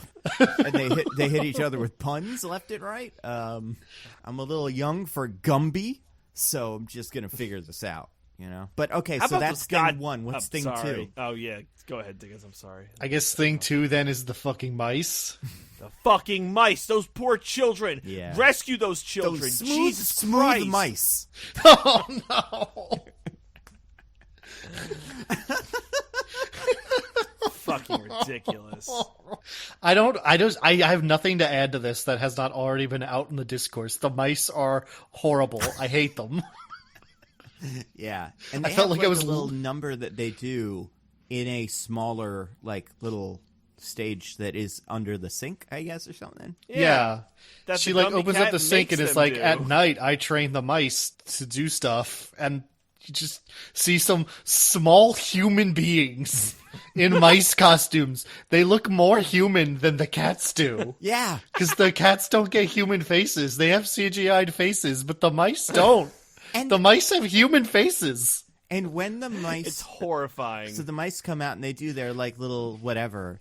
And then do you remember how that number ends before she closes the door? What happens? I don't. She accidentally puts her hand onto a mouse trap. Oh, So she's killing yeah. him too. Like, she's not fucking around. If you don't hit your marks, it's mousetrap time for you. It's the Gummy Cats, man. It was They're so upsetting so to me. mean. Thing number 3, which we Fuck. might have skipped, she's got nut shots for days. She falls, she lands on things improperly, and yes, we're going to get more of those with the other cat whose whole thing is he's kind of a doughboy. But she's got physical comedy, like, and that's another thing that I'm kind of hoping she improv'd on the day. It's a It nightmare. certainly is bad enough. And then there is a fourth thing, Diggins. What is that? Oh god. Well, there's two. Oh gosh. Oh, okay. Since the third thing was physical comedy, I don't know which of the two remaining things you mean. Oh, we'll do both. But I was thinking of the main thing, the thing that hit Twitter hard. Yeah, okay. Well, that's what I'm thinking of too. first there's the cockroaches, which are basically the same thing as the mice, which is she trains a bunch of people, a bunch of human people who are in cockroach costumes, who again are less CGI than the cats, except she eats them. Yep, she eats cockroaches. When they That's what the Gumby miss Cat does. She eats the human people dressed as cockroaches. Yes, And she is the mousetrap. yeah, and it's like the CGI of her doing it is extremely bad. she like very obviously like puts her mouth in front of her face so that they don't have to CGI the cockroach going into her mouth. You mean hand? You mean her hand? Her hand in front of her face. Yes, sorry. Paw, I guess. But Paw. yes, it's a hand. Oh, the not paws. Hand with God. whatever rings were on it at the time, you know. And then the other thing I was thinking of that I also hate is then she then unzips her own skin. Yeah, I forgot about my this. God. And Oh, pulls no, it off, and that's right. underneath it she has more skin, but there's clothes on top of the skin. It doesn't make any sense. And that it's like a special power that is exploited later. Yeah, it comes back. That's a Chekhov's gun. That she can pull off her own skin. Yeah, like a cat. Yeah, you know how cats molt? Yeah. And it's not just she can pull off her own skin. She pulls off her own skin to reveal her in a tap outfit, or like in an outfit that you would see on like a child beauty pageant. Yeah. It's like sparkles. There's a lot going on. So we're gonna talk about this later because it's not in this number; it's in the next one. She gets kidnapped by McCavity, but let's say she made it to the Jellicle Ball. What would have what was she gonna do on stage? Show everyone how much she eats, I guess. Or to have the tap dancing mice and cockroaches come out and do a number. Yeah, she got them into a like suitcase. Like, so that's her talent? Control of other animals. Seems like the cockroaches should get the Jellicle choice, if anything. I want to point out another thing from the musical version of this, which is in the musical, it is never stated that the performances are for the Jellicle Ball. They're just doing them. Like, it's Right. not part of the Jellicle choice. It's just a thing they're doing. Assumed, right? Like we are assuming that that's involved. I don't know. I almost think maybe they wrote that musical, like Angela Redder wrote all of them in a row.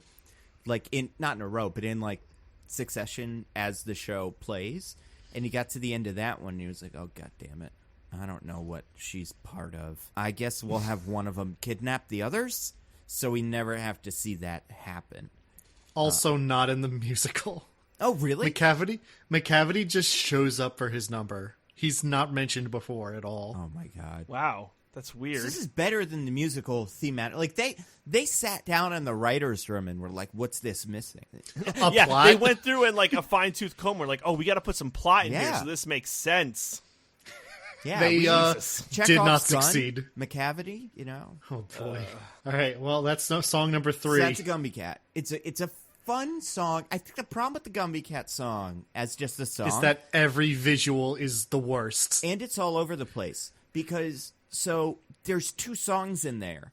The Triangle Face has like a little kind of verse he keeps coming back to, which is like, there was a Gumby Cat, but then she has a different kind of song that's like a not like 42nd Street, but kind of like a chorus line kind of number. And every so often, Triangle Face will butt in with his lullaby, and that's why this is one of my least favorite songs in the whole play. I think it's supposed to be drawing a contrast between how during the day she's like a fat lazy cat who doesn't do anything, but at night she's super active and like is training mice and cockroaches and all this, but the movie's bad. I so. missed that, but that makes sense. Good. Never mind. This is a good one. Redacted nitpick. So she finishes. Yeah, exactly. Nitpick. What do they say in court? You withdraw? Yes, Withdrawn? nitpick withdrawn. That's right. So she finishes her bit, and she's on the table of the kitchen, and who to my wandering eye should appear? Well, it's our old friend Jason Derulo. The best one. The best individual cat. I think. And he just shows up. He's like, fuck There's you. This is definitely my number now. There is a superlative I would definitely give Jason Derulo in this movie, and that would be horniest. Yes. Britishest, I'd say. Also, Yes, he is the most British of the cats. pours that butter on the popcorn in this like disgusting way where you would never eat that popcorn. Where it's like, what is this? And it's like he is just trying so hard to be British. And there's two. I guess Rebel Wilson is like Australian, right, or something. But yes. she doesn't. I think she more or less does like a half Australian, half British accent. Whereas Jason Derulo and another cat who we'll meet in a second, or in a little bit, fake a British accent, and it is terrifying. So yeah, anybody want to explain his? Because he's so good. I love this bit. Well, so he comes in and he takes them all to the milk bar. Wait, real quick. Right? We kept using the word he. I don't think we've used his full cat name. Oh, Rum DJ. Tum Tugger. Yeah. Yeah. Rum Tum Tugger. Rum Tum Even Tugger is sounds a like the curious horniest cat. Yeah. So he takes them all to the milk bar because transitions, right? Because it's kind of like jizz. That's its whole thing. And like the first time I was like, what is this? And the second time I was like, oh yeah, I see it. Yeah. So they're all getting drunk at the milk bar. Like they're all just going fucking crazy, getting drunk at the milk bar. And he's like, I'm Rum Tum Tugger. I'm the fickle cat. Blah, blah, blah. And he would fuck all those cats, I think is the establishment there that they're trying to... I think he has fucked all those cats. Oh, yeah. Unless Not they Victoria. want to, then he wouldn't. Not yet. That's his whole thing. Oh, I missed You that. keep the door Wow, open, that's- he doesn't want to come out. But you close the door and he wants to go out. okay. Like that's his, you know. That's actually deeply troubling when complied to that. Well, I mean, I guess it's like, do you want to? And like, do you ask him to, or does he know you want to? And that's what, because that's what happens with Victoria. She is immediately caught by his spell of like, this is the sexy cat. And the more into him she gets, the less into her he gets. But you mean those played few? It cool, he would be fine with it. Do you mean those few seconds of those songs where it absolutely looked like Jason Derulo was about to suck toes on screen? Yes, that's exactly what I mean. Now, having seen this bit a couple times, this is my favorite individual shot of the musical. This is actually not bad. They're dancing around on the streets, and he does a bit in a milk car, abandoned milk car too. Which, like, that's milk. You can't just leave that out. Yeah. It'll go bad. But he gets in front of the car, and then the headlights go on, and they make a nice silhouette. And I remember seeing that the first time and being like, ooh. And then I remember seeing that the second time and being like, oh, right, this isn't going anywhere. This is just one thing that some like clever like animator knew to put there. But yeah, it's a nice little shot. So upon further review, Nando, I'm surprised that this is not your favorite song. I hate it. I hate it because it's all over the place. I like songs that are thematically like that build in a normal way. And this one, there's a verse that has a rhythm, and then it shoots to a chorus that has a different rhythm. And I don't like that. I want one kind of song. And that's almost why my favorite song, which Jellicle songs is great, but my other one's going to come up later, is like a lot of these songs are a couple of songs mushed together. I have a feeling your other favorite is my favorite. Probably. Yeah. It's everyone's favorite. It's the song of the show. I mean, it's the best song. Yeah. It saves the whole thing. There's many parts in this where people have been like I can tell the people with me are bored, and I'm like, no, hold on. An electric number is coming that is going to bring you right back. Yeah. So Rum Tum Tugger is Jason Derulo. He has a giant face. The biggest face of all the cats. Yeah. It's huge. What is that? Like, where's that come from? Do you think he wanted that? Give me a big old face, Tom. How much creative anything do you think Jason Derulo had? Well, like, he doesn't do movies, right? It's not his thing. I do not believe so, no. I like to imagine Jason Derulo demanded that he be shown almost sucking toes. Yeah. Also, he is one of the cats in the running for the Jellicle Ball, right? This is him being like, Yeah. yes, okay, hold on to that thought. That's going to be important later. All right. So then they meet another cat. Anything else for Jason Derulo? His name is insane. Rum Tum Tugger. I said my most important thing. So who do we meet next on the street? Fucking James Corden, baby. Do you mean Bustopher Jones? Yeah. Has James Corden seen it? I don't Nope. know. Has he? He has not. He said, someone asked him, what'd you think of Cats? He said, haven't seen it, heard it's bad. All right. He's the John Boyega of the of Cats. Seriously. Which for some reason here, I think you should own it. You should. Well, You know? it's weird. I said this to Michelle when we got out. I'm like, so James Corden plays the fat cat, which, all right, interesting choice. But it's not like James Corden's like this giant fat guy. Like, he's a little husky, but he's not like a big old fat man. Like, that's not him. Well, I mean, So- and when Bill Maher did Bill Maher's fucking awful. When Bill Maher did like a bit in one of his shows about fat shaming, James Corden specifically on his show complained about fat shaming. He was like, it's bad, and, I've dealt with it my whole life, and Bill Maher, you're being insensitive. And then he did this, where his cat was too big to be Yeah. on a seesaw.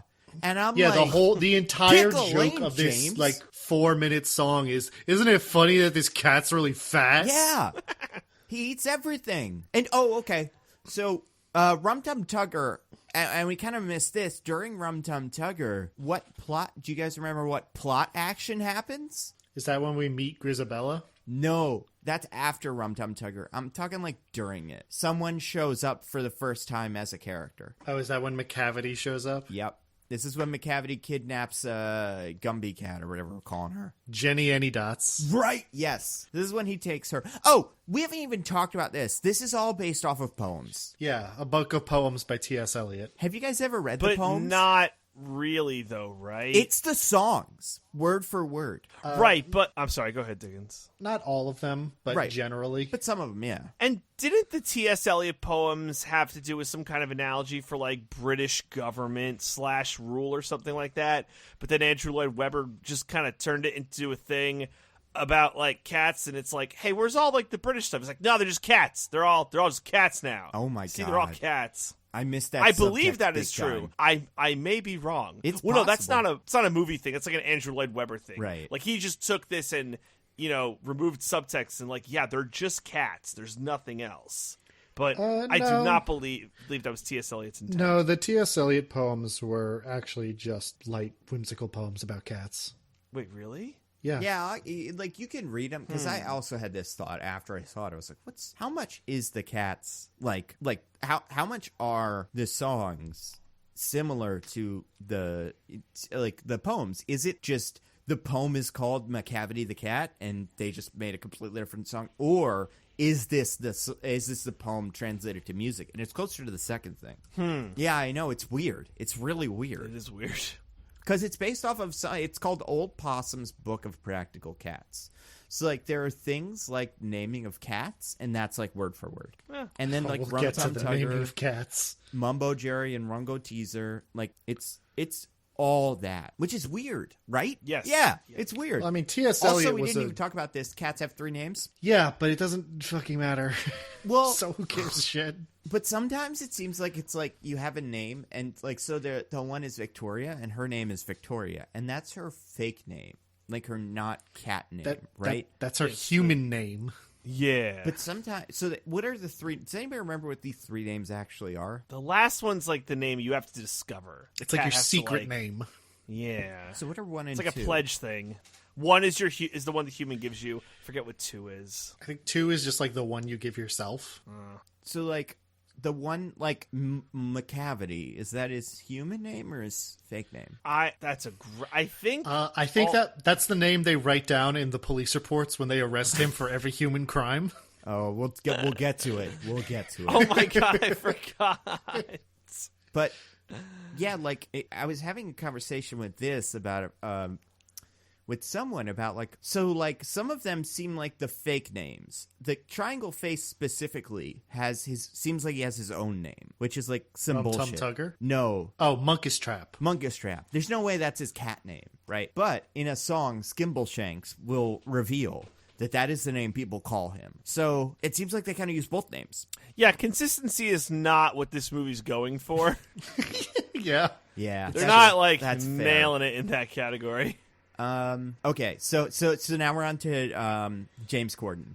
It sucks. It's bad. This is my least favorite individual. There's a point halfway through where they just take a full minute break for James Corden to do bad comedy, and before they get back to the song, it all sucks. If there's anything specifically he adds to the show, it's that he might be the first cat, I can't remember this, who hisses as speech. Where he'll be like, you're mean to me. You're not doing a good job. And that'll continue in the show, but that was something that my audience loved. And all the drunk people that were there, which was not just me and my friend and everybody in that theater was like down. That was a big moment for us all. There's also the point in this where Jason Derulo is pouring CGI champagne into James Corden's mouth, lapping it all up. Yeah, he drinks a lot of champagne, like a Bill's tailgate level of champagne, like an extreme amount. You know, like you'd be like, man, jump through a table, James. You're on a tear. Oh my God, James Corden's what's James Corden's cat's name? I can't even remember. Bustafer Jones. Yep. Bustafer Jones is part of the Bills Mafia. I have a question. Without a doubt. He is a Bills Mafia lifer. What is Bustafer Jones's Jellicle Ball performance? Eating competition? Is he going to eat a lot of hot dogs? It's just the songs. It's the songs they're singing. That's their Jellicle Ball performance. These are... Fuck that! Well... What do you want? Fine, whatever. No, because I'm not convinced he has a thing for the Jellicle Ball. I think he's just kind of there. Well, Diggins is saying it's the songs, and I guess then it's the songs. Well, because if you win the Jellicle Ball, to win the Jellicle Ball, you have to sing the song of yourself. That is what Triangle Face tells Victoria. So, Tap Dancing Cockroach is probably not going to work because that doesn't fit the criteria. Now, Jason Derulo... he does sing a song, so I think he might have a shot. James Corden, I guess he would sing a song. But do you remember he is singing a song of himself? What his distinction is? The thing that he keeps calling himself? The cat with spats? Yes, he has spats. And McCavity finds that hilarious. He does. He can't get over the spats thing. So I have a question about McCavity. Yep. So I thought... his kidnapping is weird because sometimes he can just do it. Yep. But with Bustafer Jones, he like did a temptation thingy. Yep. Like, oh, wouldn't you like all this food? So he like tricks him. So I don't know when this makes sense to bring up, but I just don't understand the extent of McCavity's powers. Well, I limitless. Think for that one, McCavity is just like he's just having a little fun with it. You know, he's just being a little playful because he's a cat. He's mixing it up. He likes to play with his prey. He's like sure. I think it's like you ever seen the movie It? I'm aware of It. The clown. Well, the reason he torments the kids is because scared kids taste better to him. I think that's kind of McCavity's deal. Even though he doesn't eat the cats, although maybe he would have if he won. It seems like it's more fun if because it's not just, he could just jump on the cats and be like, McCavity, and then they disappear. But he always tries to tempt them with like, you're Jenny Anydots, right? I hear you're a cool cat who deserves to be on the world stage. And then he kidnaps her, even though there's no cats around her that he needs to kidnap her, like to trick her with. He just gets a lot out of it himself. That's just how McCavity gets his jollies. Yes. That's right. Speaking of McCavity, the next song we're going to hit is McCavity's Flunkies. I hate this song. I don't even remember how this song goes. I love this song because it's demented. Yeah, it's the worst one. It's a song that has like, it's got a tune. It's a lot like the Jenny Anydots song where it's like, and then it hits the chorus and it's so it like, yeah. It's not. It's like a car race where eventually you hit the handbrake, and it's like everyone spins around in the car. It's really uncomfortable for you. It's Mungo Jerry and Rumple Teaser. No. It's Mango Jeffrey and Roncabinos. Right, of course. Every time I wrote this down in my notes, I had a different way to spell it. Not even as a joke, just because my brain was like, one's an M name, one's an R name, and there's a lot of bullshit in between. And their thing is that they break into people's homes and like wreck up the place. It's fucked up, but I appreciate their gumption. Yeah. You know? I like what they're doing. I respect the hustle. Yeah, exactly. My favorite thing about this song is it's when the sense of like scale and proportion just gets like thrown out the fucking window. It's like all nonsense, all of it. Yep. They eat a shank of food that is like a Flintstones going up to the drive-through level shank of whatever. I'm like, what are they eating? Cats? That's the only meal that is the size that they're holding. Yeah. And Victoria holds up a knife and fork that are the size of her. Yes. And Victoria, I think it's in the trailer too. She's so ready to be part of this. I know. She's down to steal. She's bad. Victoria loves crime. Yes. Maybe that's why her owner got rid of her, because she's a shitty cat. For crimes. Yeah. I think that's accurate. The song also ends with the three of them, like, tucking themselves into bed, absolutely about to have a threesome. Yes.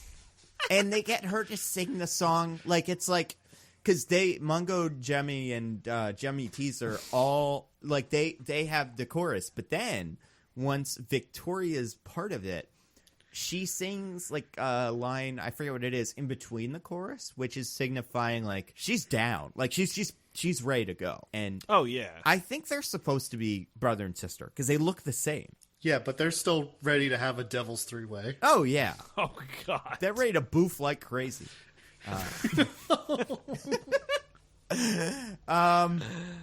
But, I mean, that's not even what that word is. It's a fun game we all play, right? A card game.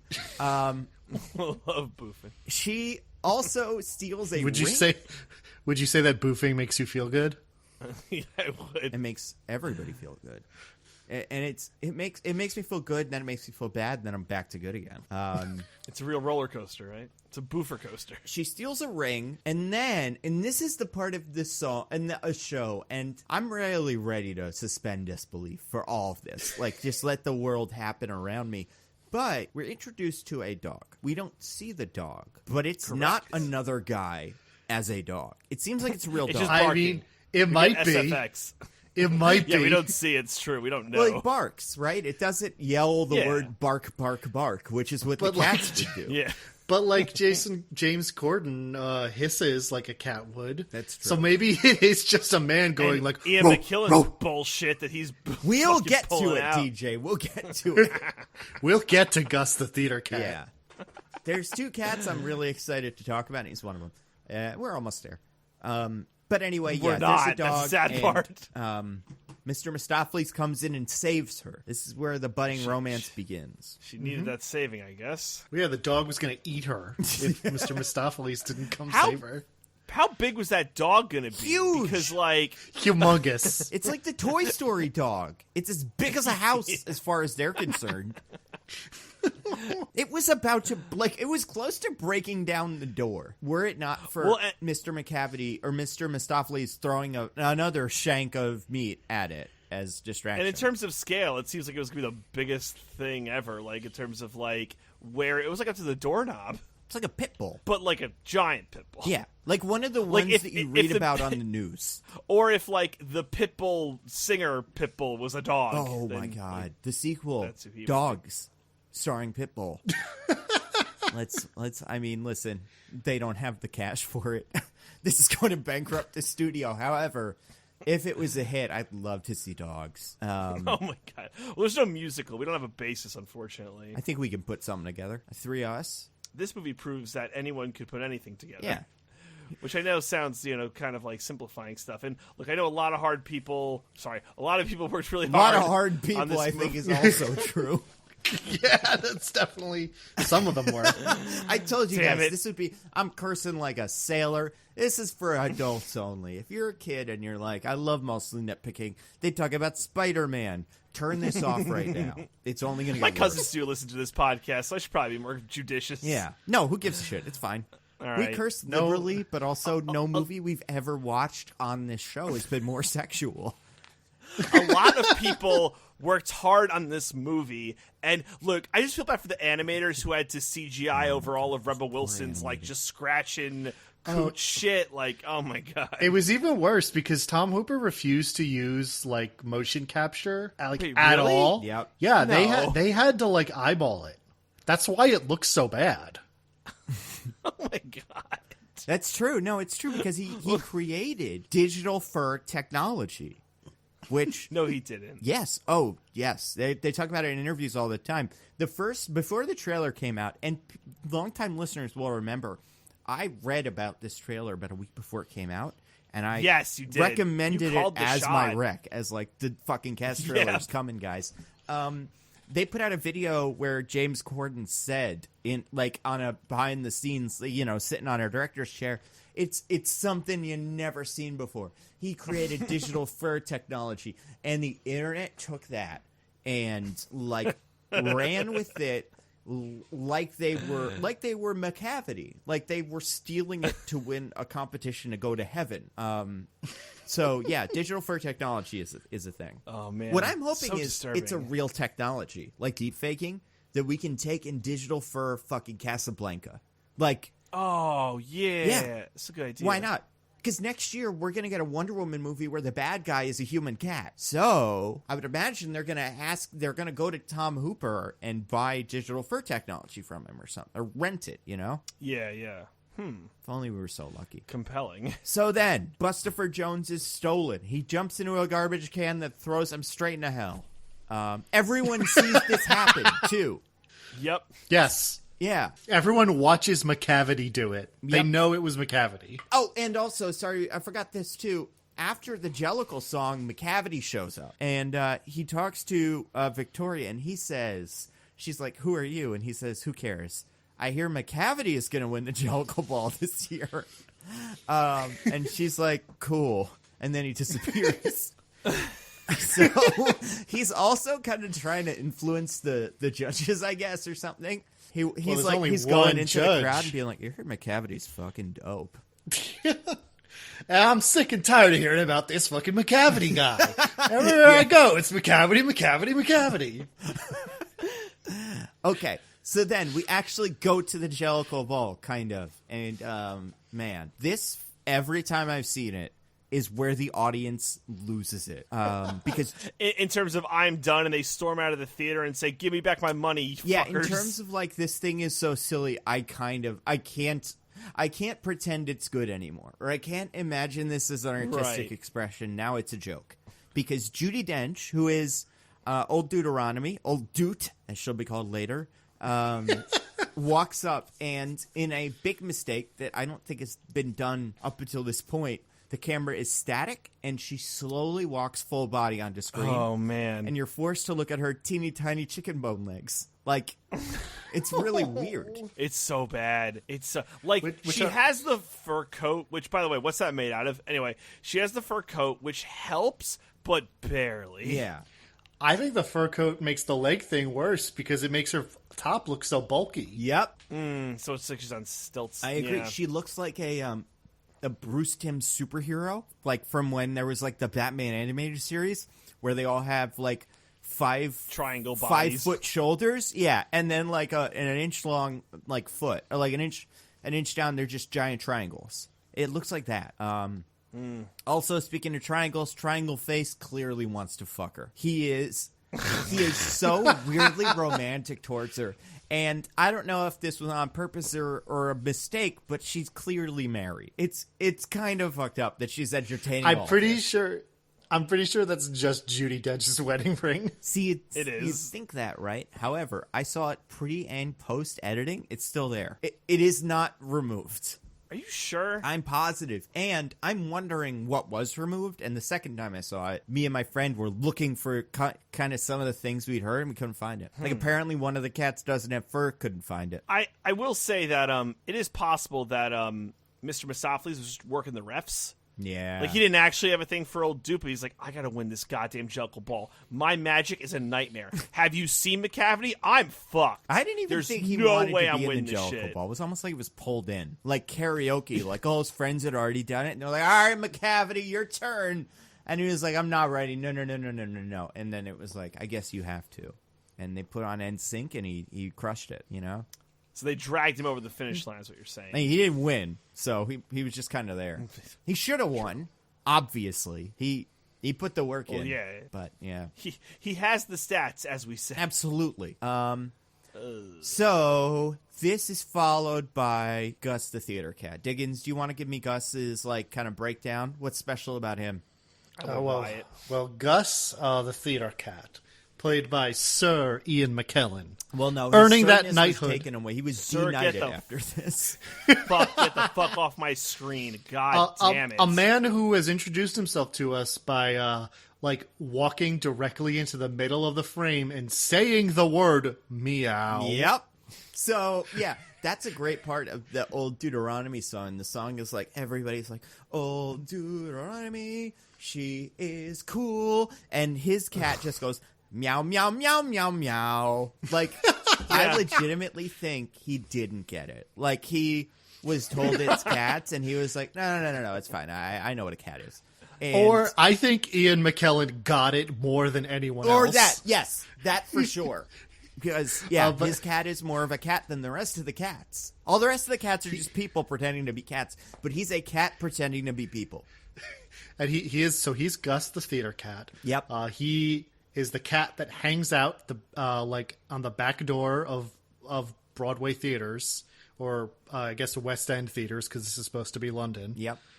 And he just has a long and storied career, having played all these different roles, including the Thimble for Fury. Yep. Do you remember his introduction? Oh, gosh. Which one? You mean when he's lapping up that milk? Yes. That killed at my theater. I fucking died. Yeah, me too. That, you know what? That's where the movie lost me. I'm Oh thinking back now, and the rage I was filled with it. Why did it make you guys so fucking mad? Because it was incredible. Yeah, it's so fun. Because all the rest of No, the it's cats not. will drink out of glasses. Like he's a different. Exactly. Just when you think you know where it's going, just when you expect it to zig, it zags. He fucking like. Yeah, every other cat is like, oh, let me pour this bottle down my throat, or let me have Jason Derulo like upend a bottle of champagne over my face. But Ian McKellen is like, no, bring me the bowl. I'm going to lap my milk from this bowl like a majestic feline. Yep. You know what I think? A hot take. I think that Sir Ian McKellen got the tip about digital fur technology, and he's like, I'm going to tank this movie. Wow. I'm not taking it seriously. I'm going to act like a real cat and rub my paws on my face and be meow, meow, meow. Because why did he think that he'd actually have to act like a cat? I don't know. There's no way an actor of his caliber thought that. Because it was the correct choice, and he should be praised. Have you ever seen the he was on Curb Your Enthusiasm, Extras. You remember Extras? It was like Ricky Gervais back before he was a real boomer. There was a show where Ricky Gervais was a what's the word? Like he was an actor just trying to get his foot in the door. And it's a really funny show. There's only 2 seasons of it, so like go watch it. Every episode, he gets a real actor to play the dumbest version of themselves. And Ian McKellen's actor, he's putting on a play, and Ricky Gervais, I forget what his name is auditioning for the play, and and he gets it. And in the table read, he asks Ian McKellen, like, how do you do it? What's your process? And Ian McKellen's process in the show, and I want to say in Cats, is and this is what he says, he goes and he pretends to be the person or thing that he is in the script. And Ricky Gervais's guy is like, yeah, but like, what do you do? And he's like, well, they say I am playing Gandalf and I'm a wizard, but I'm not a wizard. But when I go onto the stage, they say, I am Sir Ian, Sir Ian, Sir Ian, action. Wizard, you shall not pass. Cut. Sir Ian, Sir Ian, Sir Ian. And I really think that might be his real method. Like, it really might be they were just cat, and he was like, meow, meow, meow, meow, meow, cut. I am a human being again. Like, it's... Go watch Extras if you can. If you've never seen it, it's on HBO. It's so funny. So it's not a Daniel Day-Lewis style method acting. It's a last-minute method actor. Like, it's a looks at the script as he reads the lines kind of thing. And I think it's very possible to me that he doesn't know he's in Cats until he looks at the script for the first time on the day. Like, he's just wheeled around. And he's like I like Ian McKellen a lot, mostly from X-Men. I love his Magneto.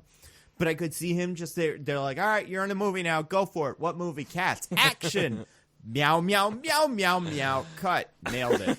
Like, because he has to work with the dancing numbers, right? So I feel like if they get the ballet shit right, they're just like, whatever. We're not going to get this right again. Let's just keep going. What did Sir Ian say? It doesn't matter. We'll figure it out. His cat's name is also Asparagus. Right, but that's too complicated, so they just call him Gus. Yes. But Jenny Any Dots or Skimbleshanks or Mungo Jerry and Rumpelteazer, those aren't too complicated. I mean, it's clearly too complicated for me. Mungo Jerry and Rumpelteazer. This might be the first time I've ever said their names right. Well, you didn't. Jerry. So. Rumpelteazer. Okay. Gus does this great song, and this is another one where, and the person I was with who hasn't seen it before and has never seen this musical turned to me at this point, and she was like, "Are they fucking?" Because oh, when Judi Dench gives him the bedroom eyes. Yes, Judi Dench is the Jason Derulo of Lady Cats. But only for Gus. And Triangle Face. Like, sure. She's going for all the cats that are ready to... Like, the problem is, all of the other cats have been kidnapped by this point. But I think if James Corden's cat was... Because also, what is his name? Rum Tum Tugger shows up here, and he also flirts with her. And she's kind of into it.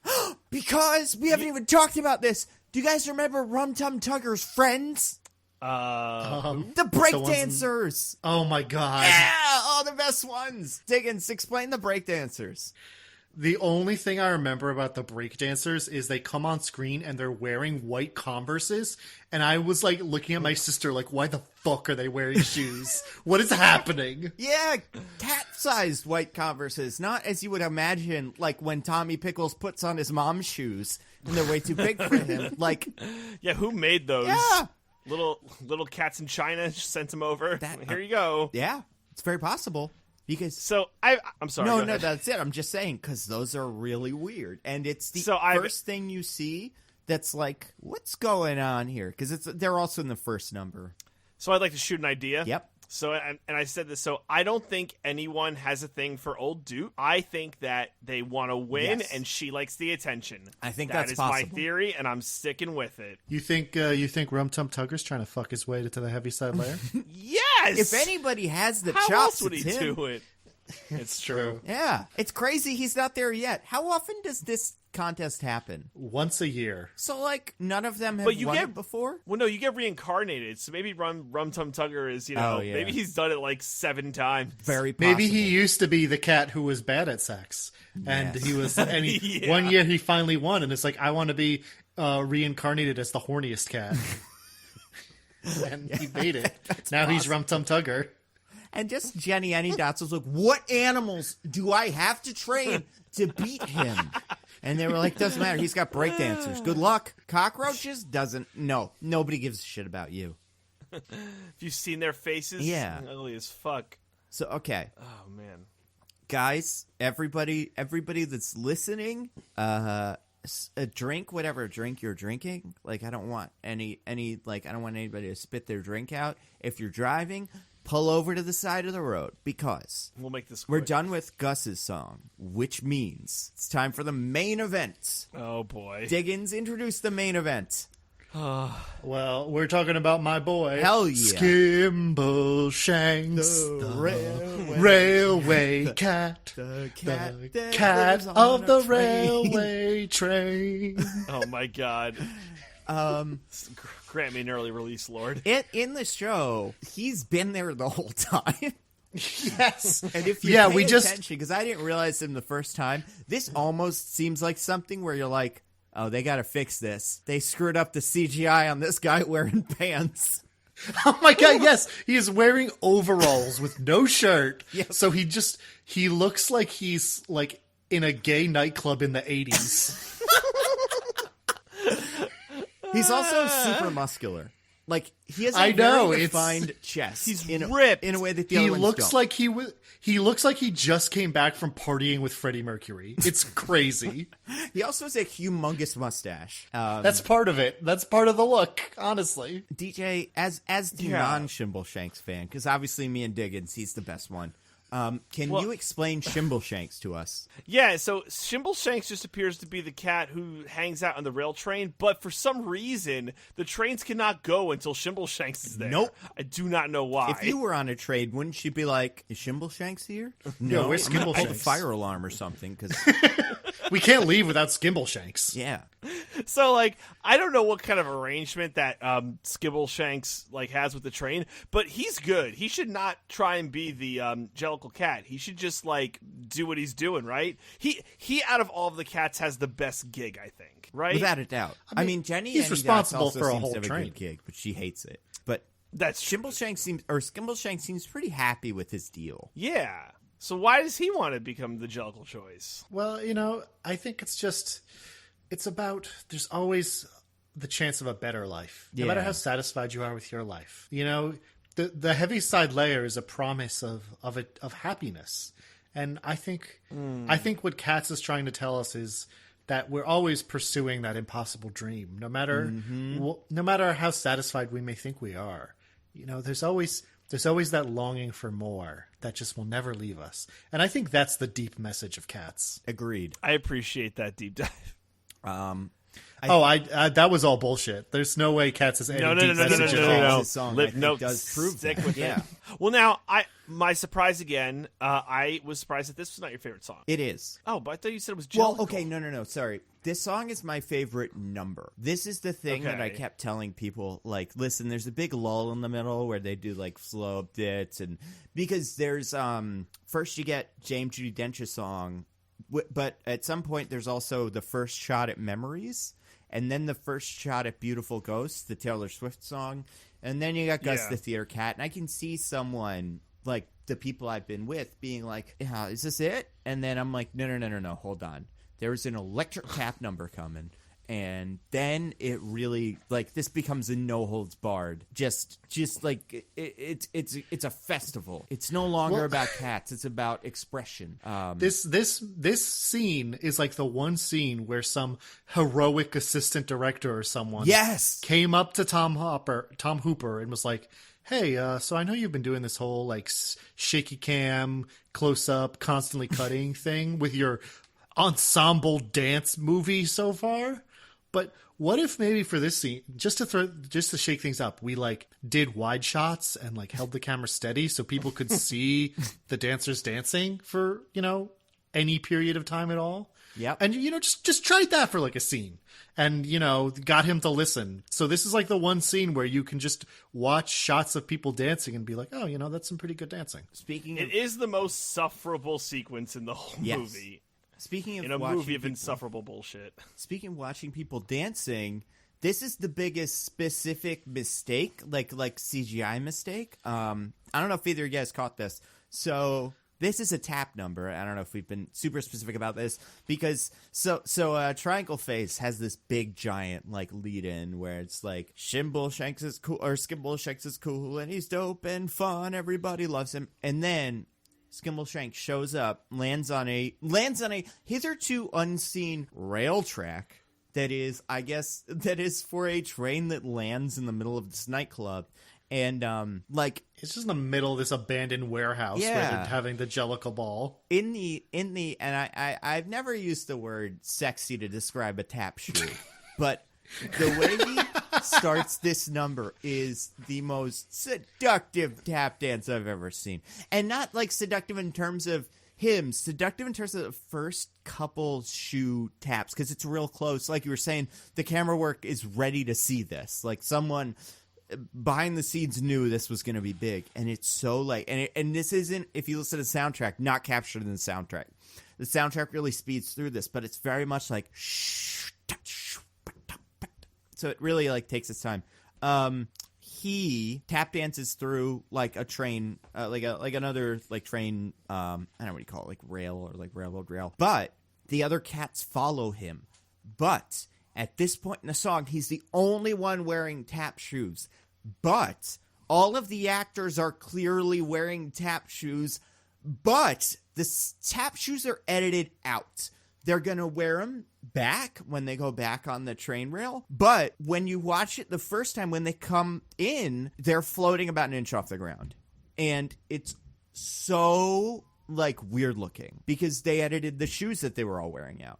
It's really funny. Anybody that hasn't seen it yet, enjoy that because it's one of the many amazing things about the Skimbleshanks number. Yeah. I mean, I have to say, I think this might be, for all the reasons you guys already said, the only part of the movie that works and I actually enjoyed. Although, no, I take that back. I was so disgusted already by the movie, I refused to enjoy it. But in hindsight, I'll give it the win. I'll give Cats its one fucking win.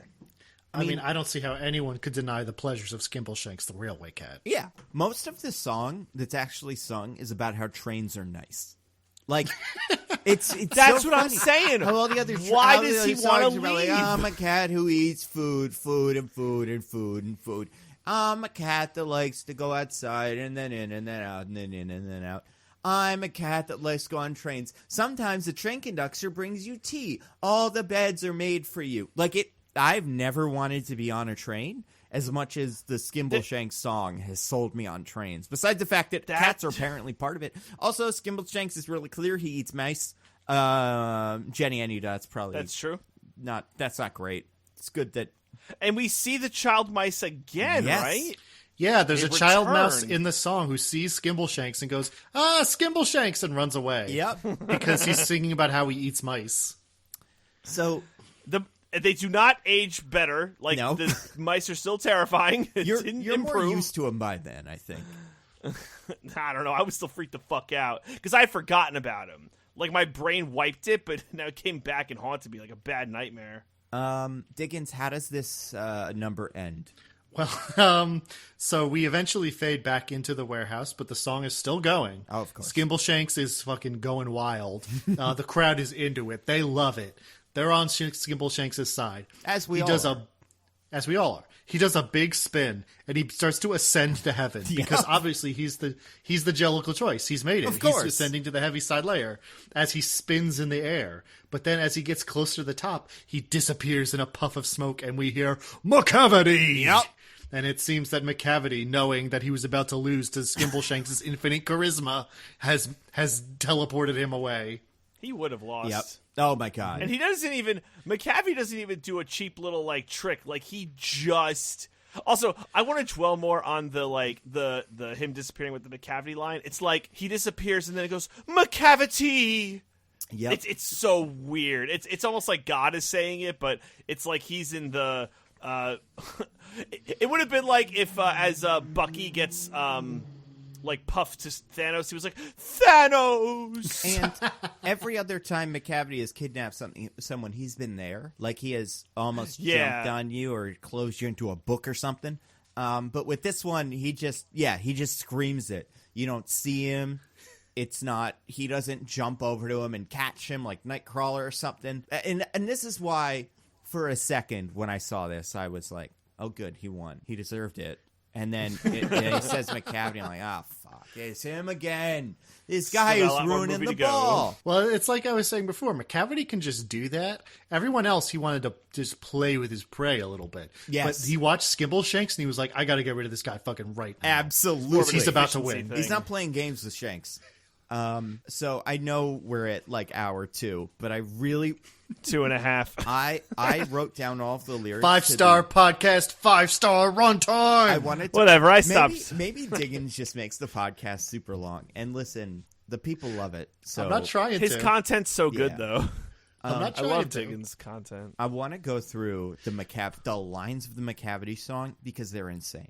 They are insane. They're insane. What? I have them all here. I've written notes. This is like Nando, like indulge Nando in his dumb bullshit. Let's do because it. then I'm all for it. That's the whole podcast. pretty much after this. Don't tell him and the you're formula. This is when you say good point, Nando. Good point, Nando. After this, Taylor Swift descends from the sky on a built crescent moon that hangs. It doesn't levitate and out of thin air. It's attached to the roof. Yeah, it's like it was a part of this theater at some point. Yes, and she, I don't want to say roofies everybody because that's not quite what it is, but she throws cocaine at them all, and they can't do It's it. catnip, Nando. It's catnip. Yeah, right. Apparently, her dad explained that to Tom Hooper. He was like, she should catnip everybody as part of it. Why did her dad explain it? Because he was there at a rehearsal or something, and then Tom Hooper's like, "What do you mean?" Because Tom Hooper doesn't know what a cat is, and I would contend that he's never seen one. Yeah, it's fair. So she comes and sings a song, and listen, her cat, and I want to say, I think this is fair. No one's cat looks less like them when you really get down to it than her cat. She is so hippie. She's got these giant jiggly cat boobs, which is not a thing that Taylor Swift is known for. She's not, what's the name of the woman from Modern Family? What's the one? You know what I'm talking about? Nope. I've never watched that show. Oh, Modern Family, it's fun. I want to say Selena, but she's not Sofia Vergara, Taylor Swift, she's got a small frame. It's fine. There's nothing wrong with that. But they really juiced her cat up. And she does this number in heels, which is fun. And sings about McCavity, who I guess she's his cohort, or she's the Harley Quinn to his Joker, or at least manager, or that, yeah. Because we haven't even gotten to this. All of the cats McCavity is kidnapping are on a boat. He must own. Oh yeah, with what's the guy's name that they're Growl with? Tiger. Growl Tiger, who has a super racist song. This is what I put in the chat. And I timed it, so this is when the racism starts. Play the video you guys have in the chat, and everybody can do this. Just go find Growl Tiger's song, go about half hour in. They cut this from the musical for reasons that should be clear when you see it. This is good. This is good content right now. I mean, we cut this, but... Oh, boy. Yeah. Oh. No Ooh. bueno. Nice. The Asian accent has started. Yeah. So, his song is mostly a flashback of that. And it's remember when I went to China and just beat up all these Chinese cats? Remember the Siamese cat song from Lady and the Tramp? Yes. Yep, he found Yeah. those. What if they were all dressed up the way you kind of expect? And he killed them all. That's the other thing. So, Growl Tiger, straight played murder. by Ray Winstone, I want to say, has a little thing where he's like, I am Growl Tiger, I am bad. It's super on the nose. Yeah, but it should Unlike end, all the not other should end, very but it subtle should, songs. continue with Yeah. him doing a whole thing that they just cut because it was too racist. Okay, McCavity. So whatever her name is, it might be Demeter. Cavity. Here's her lines. McCavity is a mystery cat. He's called the Hidden Paw. Fine. He's a master. He's a master criminal who can defy the law. Yes, like most criminals. He's the bafflement of Scotland Yard's, the flying squad's despair. Which is funny because we've seen several times in this musical McCavity's mugshot plastered all over town. So they're really after him. And then the chorus. Yeah, it's no joke. Yeah. He's serious. He's like Billy the Kid of Cats in, I guess, 1980s London. I don't know when this is supposed to take place. Post-apocalyptic, no people London. But then this is the line that when I listened to this in the theater, it's repeated so many times by the end. I was like, yeah, I guess he is. And when you reach the scene of crime, McCavity's not there. Yeah. His main crime is kidnapping. That's how it works.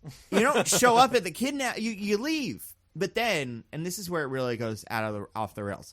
McCavity. There's no one like McCavity. He's broken every human law. He breaks the laws of gravity. So I wrote down a couple of the human laws. These are laws that, according All to right. Taylor Swift's cat, he has broken: murder, arson, child endangerment, video piracy, bribery, Ooh. child pornography, perjury, prostitution. He's gotten a DUI, tax evasion, and then a bunch of frauds: wire fraud, insurance fraud, credit card fraud, telemarketing fraud, securities fraud, indecent exposure, hate crimes, contempt of court, identity theft, domestic violence, racketeering, probation violation, pyramid schemes, involuntary manslaughter, and my favorite one, cyberbullying. Also, McCavity never levitates in the movie. He teleports. Levitation would help him escape the situation he ends the show in. So, It's true. McCavity's a bad dude. He's broken all the human laws. I can't. Let's keep going. When you reach the scene of crime, he's not there. Again, kidnapping. Yep. You see him in a basement. You may look up in the air. Why basement? But I tell you once and again, McCavity's not there. Okay, so this is when we start describing McCavity. None of this description applies to the McCavity in the thing. McCavity's a ginger cat. He's very tall and thin. Nope. He's not. You would Not know at him all. if you saw him, for his eyes are sunken Eyes in. are sunken in. Nope. Also not true. His brow is deeply lined in thought. His head is highly domed. I guess maybe he's wearing a hat most of the thing. His coat is dusty from neglect. His whiskers are uncombed. Absolutely not. He sways his head from side to side with movement like a snake. Yeah, maybe. And when you think he's half asleep, he's always wide awake. I guess. McCavity, there's no one like McCavity, for he's a fiend in feline shape, a monster of depravity. Well, we already established the child pornography thing, so I guess. And and also, he seems like he's kind of reaching for a rhyme there, because we get the word gravity and we get the word depravity. So you know, it was going to be there either way. Maybe don't name the cat McCavity. I guess that's not his fault. He's got a lot of cavities. Poems or whatever.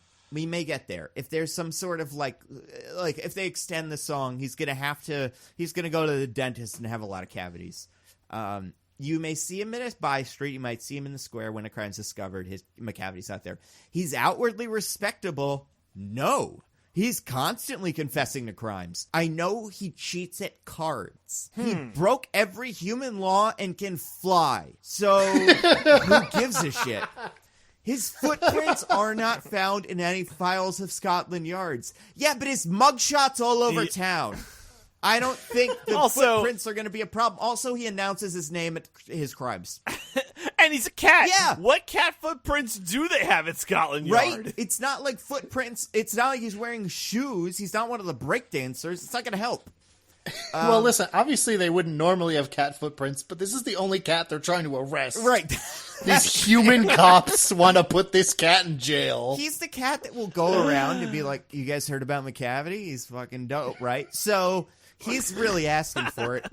And when the larders looted or the jewel cases were fined, or when the larder, I don't know what that is, larders looted or the jewel case Larders is like that's an old-timey, like, place you store food before refrigerators existed. Or the jewel case is reflied. Again, he's taking credit for Mambo, Jerry, and Rumpeltina's jobs because that's what we see them do. Or when the milk is missing, this is a Rum Tum Tugger thing. Or when the peak's been stifled, not sure what that is. Or the greenhouse glass is broken, not sure how that factors into any of this. Or the trellis past repair. There's the wonder to the thing. McCavity's not there. So then McCavity shows up. Almost. And then we have another bit where, again, she's got like heels and a whole bunch of cats. And this, I kind of like this song too. I think this song is fun. And I think Taylor Swift does a good job with it. I don't want to discount her. I remember hearing she was in this and being like, yikes, but not bad. McCavity, no one like McCavity. There never was a cat of such deceitfulness and suavity. He always has an alibi. I don't know. That's what's written. He always has an alibi. No, he doesn't. He announces his crimes and people see him do them. and 1 or 2 to spare. What does that mean? Hey, where were you, It's McCavity, during this kidnapping where someone screamed McCavity? Oh, I was at 7-Eleven. Here's my receipt. Are you sure? Oh, I was also at the opera. Here's my ticket, and here's a couple of pictures of me there. I don't buy it, McCavity. Oh, sorry. Here's me at the park. I have a flower from when I was at the park. Yeah, well, McCavity, yeah, we'll let you go this time, but watch yourself. So then they mention Rumpelteazer and Margaroni, and then Grizzlebone, who I guess is another one. I don't know where he shows up. But then McCavity shows up, and nothing more than angels for the cat who all the time just controls the operations. And then McCavity's on top of a statue, the Napoleon of crime. Does that mean anything to anybody?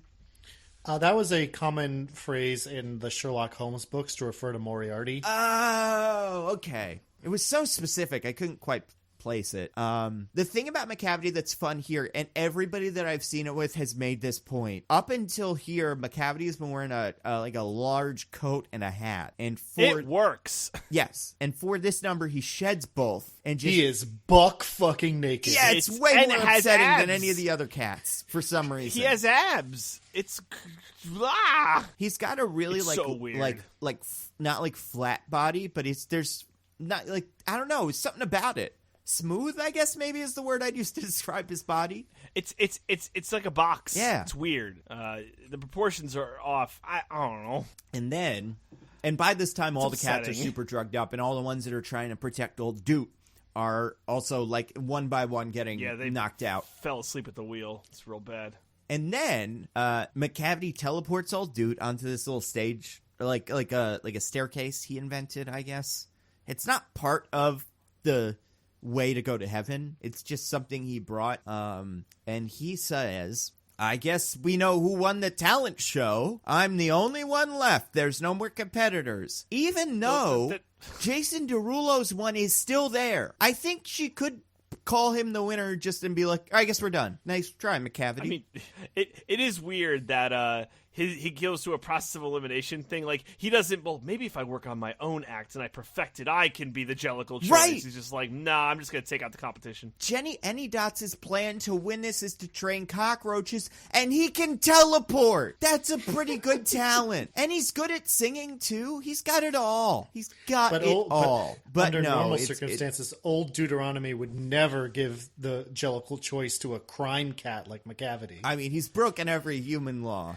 He's pretty good. So many laws. Including the law of gravity. Yeah, there's some laws I left out because they were a little upsetting to hear, but he broke those too. He's a bad guy, that McCavity. I think securities fraud is my favorite one that he broke. Because that assumes he sold people securities. He has some sort of like fictional, like securities business, and then I don't know exactly what they are, but I think they're kind of stock related. I mean, maybe this is a hot take, but if you buy securities from a cat, you probably deserve to get defrauded. It's on you. Yeah, it's on you. Don't victim blame Diggins. Yeah, it's rude. I mean, and when the crime was discovered, he wasn't there, so it was like shit. So how do they know he broke every human law? Because he brags about it later in the milk bars. He could be a lying piece of shit. Well, I would assume his securities business had a big old marquee that just read McCavity Securities, and then the cops showed up and raided the place, and no one was there, but they knew he did it. I don't know how the video piracy business got broken up. That's the one I have trouble with. So unless he got caught in the theater with a camera, he was selling DVDs on the side of the road. And then it's like, well, what did they catch? And then I guess it was he would introduce himself on the DVDs and be like, I'm McCavity. Here's Star Wars. But then I guess when the crime was committed, he wasn't there. But the crime isn't necessarily selling the DVDs. It's like taping them. And it's just really hard to get caught doing most of these crimes. You would have to be there for the murder or the arson, and you wouldn't, because that's how arson works. And kidnapping is the crime where you get a person and take them somewhere. So I guess he's not there. He was there when he committed it. I don't know. He's a weird dude. Don't trust him. He got away with a lot of stuff. He did. He had at least a couple alibis. Do you think maybe it was a word synonymous with like identity? That's why it was alibi? Because alibi, as we understand it, makes no sense. I mean, no, it's like a joke. It's like, he had an alibi. And also a couple extra, just in case. Like, haha, obviously his alibi's fake. But he's... Okay. His alibi... And just the word alibi would assume that the cops got him. And they're like, what's your alibi, McCavity? It seems like there's crimes you could already arrest him for if you have his mugshot all over town. Also, he switched the Moriarty sign to McCavity, so he's not a good guy. Just that, I feel like, is enough vandalism. That was another crime I kind of left off the list, but he does that a lot in the show, so I felt like it wasn't. I mean, we see him do the vandalism. Yeah, it's his favorite thing, besides kidnapping. Okay. So he steals old Doot. How do we resolve this? Can I take this one, Of course you Nando? can. So, just to have consistency, the cat that Nando has been calling Triangle Face is known as Mr. Monkish Trap. No. No. He's No, Monkish Trap. Mr. McCavity is a different cat. Mr. Mistopheles. Sorry, Mr. Well, I Mistopheles. refer to McCavity in his more formal name. Mr. Mistopheles is also a different cat. Also, we didn't even... Wait. we kind of got into this. McCavity and Mistopheles are completely different magicians. They're both magic, but not even the same way, kind of. It's really weird. So, basically, they're like, fuck, how are we going to get to... So, first they're like, all hope is lost. Like, we're done. They give up, pretty much. Yep. And they're like, wait a minute. McCavity used magic. Mr. Mistopheles can use magic. We're good. So their plan is to have Mr. Mistopheles, they sing to him until he can bring back old Deuteronomy. And he does eventually. Isn't he great? It's a terrible song. Worst song in the show. And I have been tormenting Michelle because it's an earworm because it's the same thing I was over gonna say, and over I and over have again. a counterpoint to you guys, which Yeah. goes, oh, well, Oh, never was there ever a cat so clever as magical Mr. Mistopheles. That's going to sound... It's going to sound so bad. Oh, it's going to be it's awful. gonna be the worst. This is our sync forever, by the way. We're going to do this as a sync next time when we sync the show. And then we're going to, we'll take that and then put it at the end of all the shows. And by that, I mean DJ will do that. And by that, I mean you don't have to. It's fine. We'll see. But anyway, I've been thinking about putting in outtakes. Anyway, so they sing to Mr. Mistopheles in the worst song, but it's an earworm, so it will be in your head until you get home. Yep. And then for a few days after that. Sorry, folks. Yeah. Well, The Mr. Mistopheles song yes, itself Nando. is pretty weird because it's cats telling Mr. Mistopheles how cool he is, and it's Mr. Mistopheles being like, no, guys, I suck. I'm not good at this. Well, he has no confidence. Yeah. Mr. Mistopheles is no semblance of being good. He thinks he's terrible. He's truly his own worst critic. That's right. We all are. Yeah, Mr. Mistopheles is just a reflection of ourselves when you get right down to it. That's right. Probably. But, I mean, he does do it. Like... Eventually, after 7 tries. But it almost seems like old Deuteronomy escaped on her own and showed up, and she was like, "I'll let him have this one," you know? Right? Because she's trying to. Mr. Mistopheles is trying to get her to reappear in this weird cat bed in her or pompous something. Yeah, and he's got this this little wand, and he's trying to do the trick. It's a pencil. It never works, so. She has to when she comes back, it's the fake out. She's behind him. Yep. When they discover that she's back, and they're all so happy. And then the movie kind of ends. Well, but Mr. Mistopheles then, as the new head of magical cats, does more stuff in celebration. That's true. He The song flies continues through the air, inexplicably, playing cards out of his hat. And then he makes the instruments play themselves. And then he shoots what I assume are fake magic trick flowers out of his hands at the camera. It's pretty good. Also, I mean, yeah. Real quick detail about this song. It's real fun. The Pompous-on had whatever name, Old Deuteronomy on it. So every time he does he winds up and poof, she doesn't show up there. There's one cat to the left of it whose whole job in the musical is to react and kind of look for her under the cushions, just in case she became small enough to be hidden by a pillow. And then that cat looks at Mr. Mistopheles and is like, wait, I thought you said you did the magic. So that cat's great. There's a couple cats whose job is just to react to stuff, and I love them all. They're not terrible. They're doing their best. How could you possibly do any good with that job? But they try. What's weird too is that this movie because you're supposed to have like background sequences, right? Like in a movie you want your background characters to seem like they're doing something, so it seems realistic and you're not distracted by just the cats in the background are doing nothing. Yep. They don't. Sometimes they act like cats. Yep. Like I think with Gus, it's like these cats are not like cats, and sometimes they're just people. Yes. So there's no consistency of whether these cats are cats or whether they're people. And because the Jason Derulo sequences, they're all doing people stuff. yes, a lot of wanting to fuck specifically. and no cat is less of a cat in design than Ian McKellen because he has so much fingers. He has a hand, human hand with little fingerless gloves in it, like he's about to ride a motorcycle, and he licks those gloves and hands and calls them paws. He's the only cat that does that. He says cross paws. True. That's his little he doesn't do that. He just says it. And then Mr. Mistopheles does that when he's about to do magic, but not really. Another thing I want to point out logically in that song before we move on, because I think this song is brilliant. This whole thing is brilliant. So we kind of talked about the chorus. It's have I never seen ever a cat so clever as magical Mr. Mistopheles. And every time at the end of the chorus, calm down there, Jason Derulo. He's there. Yes, his job in this is to go hoo hoo hoo hoo. It's really fun to just watch him.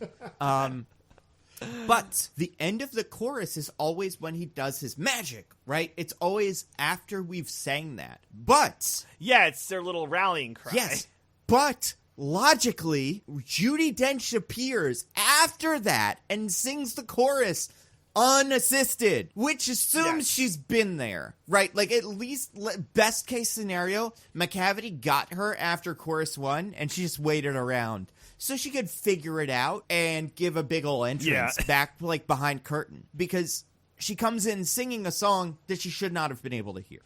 Maybe we don't know that this wasn't a rehearsed song, Nando. That's possible. Maybe this was like a whole thing. Maybe Old Deuteronomy knows all the songs of the cats. Yeah. Just magically knows what a cat's true song is. No. And there's therefore able to tell if a cat's Jellicle Ball performance is true to it or not. Well, it's possible he does that every year and just dances around during it, doesn't do magic. But it's a really tiresome song if you're not trying to summon someone. So I don't know what he's been up to in past years. If that was his performance, it's a terrible one. Because again, song's not good. It almost seems like he had to make it up on the spot one year. And then he just kind of brings it back. And maybe the people are nice to him. They're like, oh, yeah, no, Mr. Mistopheles, way to go. Terrible, yeah. Yeah. Good job, nerd. Cool. It's even, what's funny? In the Jellicle Cat song, they do all the cats, and they go through a million, they go through every permutation of cat. Hysterical cat, philosophical cat, and he has to jump in at the very end to go, and magical cats! Almost like everybody's he got picked last for dodgeball. Yeah, no, he's here too. Oh, sorry. Magical cat. We totally have magical cats. Way to go. Okay, so we're almost done because old Doot is back. We get an action sequence. Can anybody remember the beats of the action sequence? Barge escape. Well, first of all, Jenny Anydots helps all the cats that are tied to the mast of the ship that McCavity's brought them to escape by unzipping her own skin again. Yeah! It's her superpower. It's not just a thing she did in the moment. It's what she's known for. Yeah, that should be her Jellicle Ball performance. Yes! Unzipping her skin. These cats are all burying lead. So, then what? Then they just kind of shuffle around for a little bit while Growl Tiger aimlessly paws at them until to his credit, Growl Tiger hisses. He does hiss. I think it's Gus who kind of does Fire Thimble Fury and forces Growl Tiger off the barge. Someone gets him onto the plank. The plank? Do you remember who? Is it Skimbleshanks? It's Skimbleshanks. He taps him. Hell yeah, it's Skimbleshanks. He tap dances to him to the end, and then Gus, the theater cat, comes in with acting. Also, I'm pretty sure Jenny Anydots swings a chain over her head like she's dumb in a Fast and Furious movie, but I don't know if that goes anywhere or she just hits her face with, like, you know. She hits herself in the face. Yeah. Because, of course, because she's like, oh, I got a great bit for y'all. I'm going to take this chain, swing it, and set my... Oh, God, I'm sorry. You could be I'm a cat. Jason Derulo, is that you? Also, so many people, everybody I saw with was really disappointed that at some point in this song he didn't say Jason Derulo. He should we were have. all waiting for it. Jason Derulo, rum tum Yeah. tugger is a curious cat. There's a bit where he Fucking just A. screams like cat or whatever, and that would have been it, right? Right before they go into the milk area. So, we have rescued old Doot. All of our cats have, like, done justice to the villains, and who should appear but the worst one, the one with the face that I found, for some reason, the least, like, believable. I agree. Yeah, I don't know why. It's weird. It should have been the one they nailed, because if anything was going to get him an Oscar, it was this. So, yeah, she's... What was her name again? I forgot. Grisabella the glamour cat. That's right. Who would, like, Yes. fell into, like, drugs and prostitution because of McCavity, I guess? It's unclear. So it seems like that's the rumor, but it also seems like she just got old. And she kind of lost it. But at some point, the cat who is her enemy says that. And then I think someone else butts in, or she does. It's like, no, it's just, I'm not cute anymore or something. I have a hard time with that bits, like that specifically. Because McCavity never mentions her. She's not like, oh my god, McCavity, help me. She's just kind of like on the, like on the outs and just watching everything happen, but she's never part of it. Well, she won, guys. She did win. She sings Memories, the only song from this anybody knows. Yes. And it's Tom Hooper pulls out all his old Les Mis tricks. Yes! It's super close up. They're crying and snotty the whole time. It's bad. It's real It bad. sucks. It really sucks. Was Les Mis good? I didn't see it. It's a bad Memories. Like, Memories is supposed to be and from what I understand, I've seen it once, but I know people that know this song specifically. Memories is supposed to almost be like a joyful, or like, you know, I have memories. It's nice. She gets a very angry Memories. It's very, like, spiteful, which is a weird reading of that song. But yeah, and if you listen to other ones, you kind of see what I mean. Like if you go back and listen to other, you know, cast recordings of it, you're like, oh yeah, it's supposed to be like, it's uplifting and nice, because even the words are like, memories are nice, and I'm full of memories from great experiences I had, and you'll have memories too. But she sings it like she's like, fuck you guys, I have memories and you don't, and I want to go to heaven, so yes please. And so she does. Yep. Yes, she did it her works. Jellicle performance, and it almost felt like a pity thing. Yes. Where old dude's like, oh fine, go, just God, you're just making me sad. Well, Skimble Shanks, the hero cat, and all of his friends were still on the barge. So if you had to pick somebody at that time, it's her or Jason Derulo. Or I guess the magic cat who made her appear, but he probably didn't. He probably just, she probably well, pretended. he wanted to stay and fuck Victoria. So. And Yeah, so you know, he did. And good for him. Never, if I had to bet on any cat that was actually going to fuck Victoria, he would be at the bottom of the list behind McCavity and Gus. Or, sorry, yes, McCavity and Gus. He would be at the absolute bottom, because it was never going to work. But she thought he was really magic. She believes in everybody. That's Victoria's quality. She's the gullible cat. The gullible cat. Yeah. Was that taken? Did she get to be that now? That's one of her 50 names. Yes, I believe so. Because like, there are gullible cats. She'll come in the next time a cat gets thrown out the window, and there are gullible cats. Yeah, one cat will be like, her. I'm Jamaica Shaw, the surfing cat, and then they'll be like, go to your talent. He'll be like, there's not enough waves here. She's like, no, you can surf here. I believe in you. And then they'll figure it out. Like, it'll work for them. I mean, they could surf on the Thames. I think that's a joke. And someone's like, that's not what it's called. Thames. Yeah, it's weird. Cute. It's Growl Tiger's song. He rhymes with Thames, but it is pronounced Thames. And so James Corden and Rebel Wilson have a bunch of lines where they're like, oh, we're going to comment on the musical and how silly it is. And it's like, what are you even doing here? This Yeah. musical can't make fun of how silly it is. That just ruins it. And It felt like a joke for American audiences, because I've called it the Thames like 17 times before I finally got corrected. So that felt like a joke for me. And this is why McCavity has to hit every rhyme with, like, McCavity, depravity, gravity, even though none of them are are accurate. Like, if you're putting this much pressure on the writers, that's what you're going to get. But, like, yeah, let him have his thing. You have to cut all his racist parts. This is all he's got, you know? Growl Tiger's old.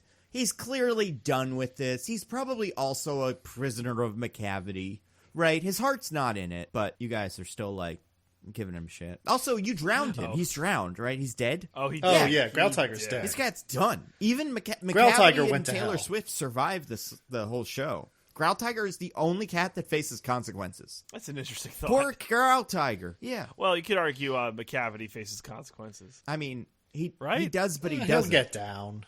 He'll get down. It's fine. Yeah, exactly. He can teleport. He can't at that moment, but he can levitate Can he, according to though? Taylor Swift. I'm not convinced he can teleport. I'm Maybe not. he can only teleport at night. Yeah. Yeah, that might be it. Ooh, what a twist. He'll be fine. They'll get him. They'll figure it out. He's a bad guy, but he's not a bad guy. He's just like a weirdo. They all have to deal with him, but he doesn't seem as depraved as they keep describing. I mean, yeah. I don't know, Nando. He broke every human. I was gonna say broke yeah, every I know. human law. Like he got contempt of court is the one I have so much trouble with because that means he got caught and then he went to court and he was a whole big problem at court. But I don't know. Maybe that happens. Yeah, he stuck his butthole in the judge's Oh face. my god. But he was also good enough to not get sent to jail. Exactly. For contempt of court. So He probably disappeared with like the word McCavity, and then they were all like, "Fuck, we're still gonna put this on his record, right? Absolutely, contempt of court for McCavity." Also, let's take a couple guesses. I'm pretty sure he committed an arson we missed. Yeah, he's been cyberbullying the shit out of poor little Jenny Anydots. So put that in the record too. There's one more thing left, guys. yes. We win the day. Everybody's good. Game, set, match. Grisabella gets in a chandelier with a big old balloon on it, and Mr. Softleys lights a bunch of candles. Thanks. And then she ascends into heaven or whatever. McCavity tries to get on. He fails. Lands on a Napoleon statue. They have those in the middle of England? That seems... I think Sure, it's why not? actually Nelson's column in Trafalgar Square, so it's a statue of Horatio Nelson. Oh, I assumed it was a Napoleon thing, but that's probably right. I mean, he's a Napoleonic figure. Is he was one the of Napoleon of English crime or something? well, Admiral Nelson was one of Napoleon's chief opponents in Britain. He inflicted several decisive naval defeats on Napoleon. Diggins, we gotta talk about this stuff more. Not right now, but we had to do a podcast about like this because this is fascinating. Is there a movie we can like nitpick that's like about Napoleon or something? About Napoleon, there's not really any particularly notable ones Why is I that? know of. There's a lot to that guy's life. He's like I a don't know. pretty big like figure though. You know, like I feel like most of the other ones you got like that new movie they put out with the kid that everyone loves from the movie with the peach.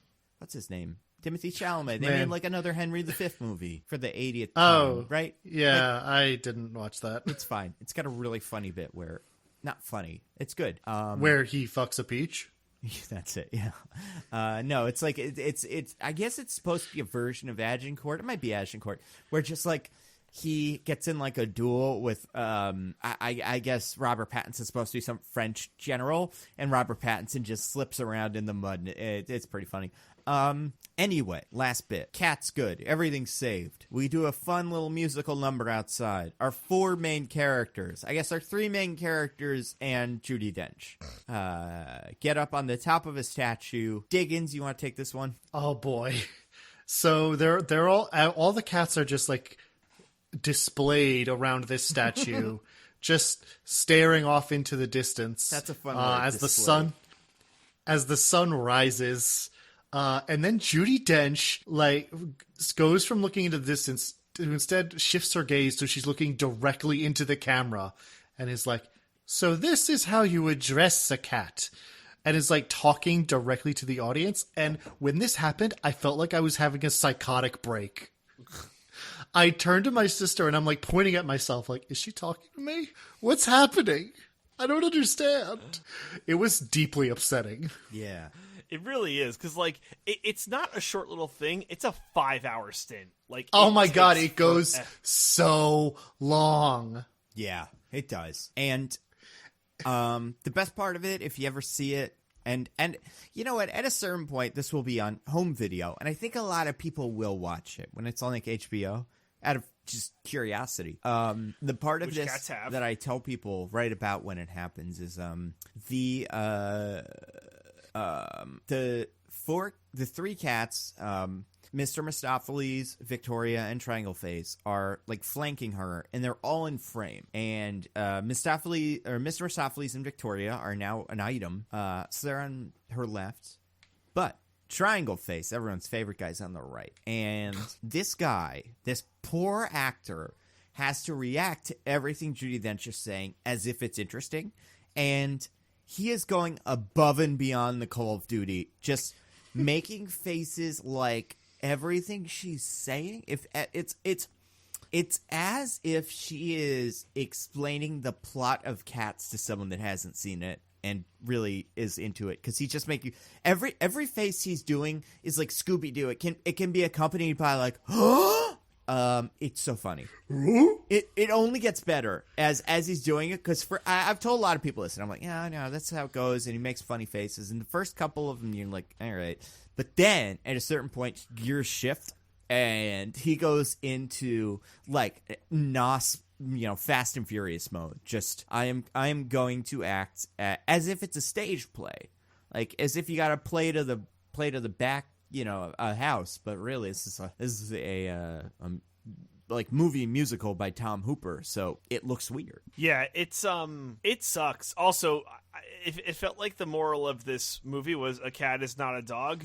Yeah, like, come on. That's the first thing she says in this 17-hour song, quote unquote. She's just like, is solemnly like, the first thing you must remember is a cat is not a dog. It's like, oh, word? Yeah. Get out of here. And it never ends. Nothing never ends. Nothing's ever over. Yeah. It's a pretty weird ending to this, because it ends with memories, and that should be the end. Oh, also Memories is funny because the song Memories, like it's over, and then Grisabella gets in the thing, and we get a reprise of Mr. Mistopheles, but the lines are just up to the heaven side layer, go to the thing, and then go to heaven, like 100 times. Even worse than the first time we heard Magical Mr. Mistopheles. It's pretty funny, but yeah, that's the end. Also, somewhere in there was an original song by Taylor Swift called Beautiful Ghosts. Yes. It's nothing. It sucks. I hate top 5 worst It's like, in the show. There's not even anything to make fun of. It's nothing. Yeah, it doesn't fit. It feels weird. And it's another bit. Victoria has a thing where her whole bit is she just tells everybody what to do. And that's the one that I'm like, I'm pretty sure Grisabella should have this moment for herself. But it's a bit where she also gets, like, she has to tell Grisabella to do her song. She does the same thing with Mr. Mistopheles. She has a bit where she's like, Mr. Mistopheles, you're good at magic as far as I know. I saw you pull a meat out of your hat once, so pretty sure you can transmutate, or like you could teleport a person. Great. Yeah, it movie. logically follows. Great. The best movie of the year. It's like, it's really weird, but it's $95 million. This is what I tell people when they're watching it. So when I saw it with my friend, she works at a coffee shop that I go to a lot, and about halfway through, I turned to her and I said, I'm gonna have to find a new coffee shop, and she told me a bunch of rival coffee shops, and then about 3/4 of the way through, she pulled out her phone, and I said, are you calling the police? And she said, no, I just wanted to check the time. I want to figure out when the plot's going to start. And then I said, there's like 2 songs left. We're done. It's a really weird, like, the plotting of the show is very confusing. But I will say the show is about 90 minutes long. It's pretty short. If you don't, like, no, it's an hour count 50. the credits. Yeah.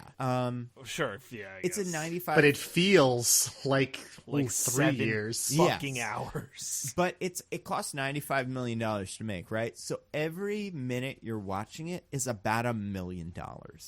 That means every second you're watching it is like a couple, like $30,000 or $40,000. So if there's ever a part that's boring to you, just keep in mind you're watching $1 million.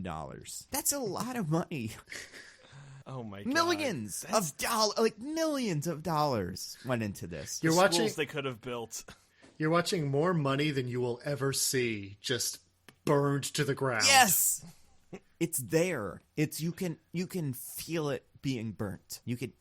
I guess from a fascination standpoint, that is fairly interesting. Yeah, there's no But it only movie increases my that is sadness. that much money and is this wrong. Like even like the shitty movie, like John Carter on Mars. You're like, yeah, I'm sure I could watch it and be like, oh yeah, no, it's kind of boring and weird. But this is an absolute disaster start to finish.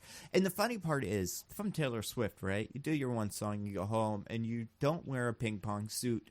You don't do anything. You just perform, which she is. She's a performer. And maybe you ask your manager or your agent at one point, like, this is going to be good, right? And they're like, yeah, I think so. It's not until you see it for the first time. And according to Tom Hooper, he was editing it days before it was released. There's no way. So there's no way they knew what this was. You know, I feel like I would have a bright future ahead of me as an agent because I'm great at lying, and it's just being paid to lie to people and tell them that they're really good in things, and I could do that. Right. I think you could. Here, tell me. Here, let's pretend I'm Jason Derulo. I'm an in-demand actor. I've been this is my time to break through. Pitch me cats. Listen, Jason Derulo. Yeah, Jason Derulo. It's me. Okay, so we have a property here. It's one of the longest running shows on Broadway of all time. One of the longest running theater properties ever. Right. Beauty and the Beast. So excited. Yep. When can I sign? No, that one only went a few years, actually. Phantom? We're talking about this is almost less than that. Ooh. A little less. But you've got the right guy. One of the most famed Broadway composers of all time. Oh, my God. Stephen Sondheim. I've been waiting my whole life for this. I mean, he's not the one who did Phantom. So Oh, yeah, that's true. I'm grasping at straws here. Listen, I'm Jason Derulo. I'm a nice guy. I have fun. I'm not a big musical guy. However, I'm intrigued. Keep going. All right. And so we got a part for you that's quick, in and out. You know, you film your scene. You maybe show up in the background of a couple shots. You're done. 2-3 days work maximum. Okay. But you get a solo. Oh, You're going to be a breakout star. Everyone's going to love you. I get to dance? You get to dance as much as you want. Here's the thing, Agent. I've wanted to be in a movie for a while, but I haven't done it. Yeah. As you know, because you're my agent, every time you give me a script, you're like, hey, I've got this movie for you. It's an Air Bud movie. And I say, but I can fuck somebody in it? And you say no. And I say, can I allude to it? And you also say no. Can I fuck somebody in this movie, or can I allude to it? Jason Derulo? Yes, Jason Derulo. I have great news. Tell me more. That is 100% of the role you're doing. I'm It's in. just that. Fax it to me. We're over the phone. Fax me the papers. I'll sign today. What I'll are do we, it pro doctors? bono. I'm just going to email it to you. I'm not a doctor. I'll do it. Listen, I'm Jason Derulo. I play it old school. I'm one of those rich people that doesn't know what email is. You know? Oh my god, those exist. what an accusation, though, to fire at Jason Derulo. Terrific. I'm sure I'd love to hear his thoughts on this, because I've heard James Corden. I've heard somebody else from it has said funny things, but I haven't heard. He's been not a peep from Jason. I wonder if he's like, Yeah. it was okay. He was the Fire Festival guy, right? No. Wasn't that That's- him? No, Oh that my was God. Ja Rule. Yeah. Oh, sorry. Night and day. Can you imagine? Hold on, guys. Real quick, everybody close your eyes. Live in a world for a second where Ja Rule plays this character. Oh, my God. Oh, I'd walk out. That'd be it for me. Ja. Yeah. The way you talk, the way you do, I am a cat. Awful. Tum Tum Tugger is a curry. Yeah. I want to go out, but I want to go in. I live in my house, drink the milk. There's no sandwiches here. Everybody sleeps on the floor. You can't get off my island of mystery. Everybody is sad. Oh my god. That was this year, guys. Remember the Fire Festival document? That was this year. Oh my And by god! this year, I mean last year, but like that was less than a year ago. Yeah. I remember. Okay, so somebody did one of those like YouTube rewinds. They're like, oh, we're gonna put together all the things from the year. It's so funny because the like a header or not header, the cover of the thing was just that one guy from Fire Festival who got the water in a terrible way. It's so funny how that guy is like, I know him from that. He could be a cat. Oh God. Okay. Okay. All right, so everybody Cats, should see this hated musical. It. Yeah. 100%. When yes, it comes to see Cats. HBO, go watch it. And don't just, here's what you shouldn't do. Don't watch the songs individually on YouTube. Watch the whole thing. And like get some snacks, get some drinks, but Get some catnip. yeah, Hug get your some, cat. yeah. You're not going to get it if you don't watch it front to back. I wonder what cats will think of it. That's a good question. Because one of my cats at home loves The Secret Life of Pets. Like, she just watches it like, oh my God, this is it. I wonder if this will be like that for them. My cat is a Baby Driver fan, believe it or not. Really likes Baby Driver. Listen, your cat's smart, my cat's dumb. We get it, okay? No, the cat. Don't worry. His cat only likes it because it can sense a spiritual kinship with Kevin Spacey because of that cat movie he was in. Damn it, Diggins! I gotta do that. That's the thing. My cat likes the Louis C.K. bits of it's bad. You can't win. Ooh, Pets, yeah. ooh. Cats have bad taste. Cool. This is great. I'm glad we took as long talking about cats as we did about the fucking Star Wars movie. I think all of our podcasts from now are just going to be 3 hours. Here's and this the is thing. the world I live Well, no, they're all 5-star podcasts, so. I think in a year we'll remember this better than we will the Star Wars movie. Yeah, I already remember this one better than Star Wars. Yeah. I'm scarred for life. Exactly. It's a cultural, like, I'm going to have flashbacks to it and, like, nightmares about this. Whereas with Star Wars. I'm going to wake up in a cold sweat. Yeah. With Star Wars, I'll be like, which part was this one in? I don't remember what happened movie to movie. But with this, I'll be like, yeah, those cockroaches. I'm not scared of cockroaches anymore. But if one shows up in the room, I'm just going to eat it. I know that they're not going to fight back, At least they won't have human faces. As far as I know. Maybe they will Those now. poor children. Do you guys want to get to our classic segment? I would love Let's that. wreck would some love stuff. that. DJ, you got anything to recommend to the fine people? I got a couple things to recommend. So 2 of them are movies. Knives Out. If it's still in the theater near you and you have not seen it, go see it. It's amazing. Yeah. It's Ryan Johnson, so it's perfect. I'm only joking slightly. I'm definitely having recency bias, but it's like one of my favorite movies of the year. But I can't, I didn't do a top 10 of the year or decade because I'm not clever like that, and I loved the last thing I saw. Yeah. But it is great. Absolutely see it if you haven't, and it'll be going out soon because it's been out for a month and a half now. The other movie I saw more recent is Uncut Gems. Great movie.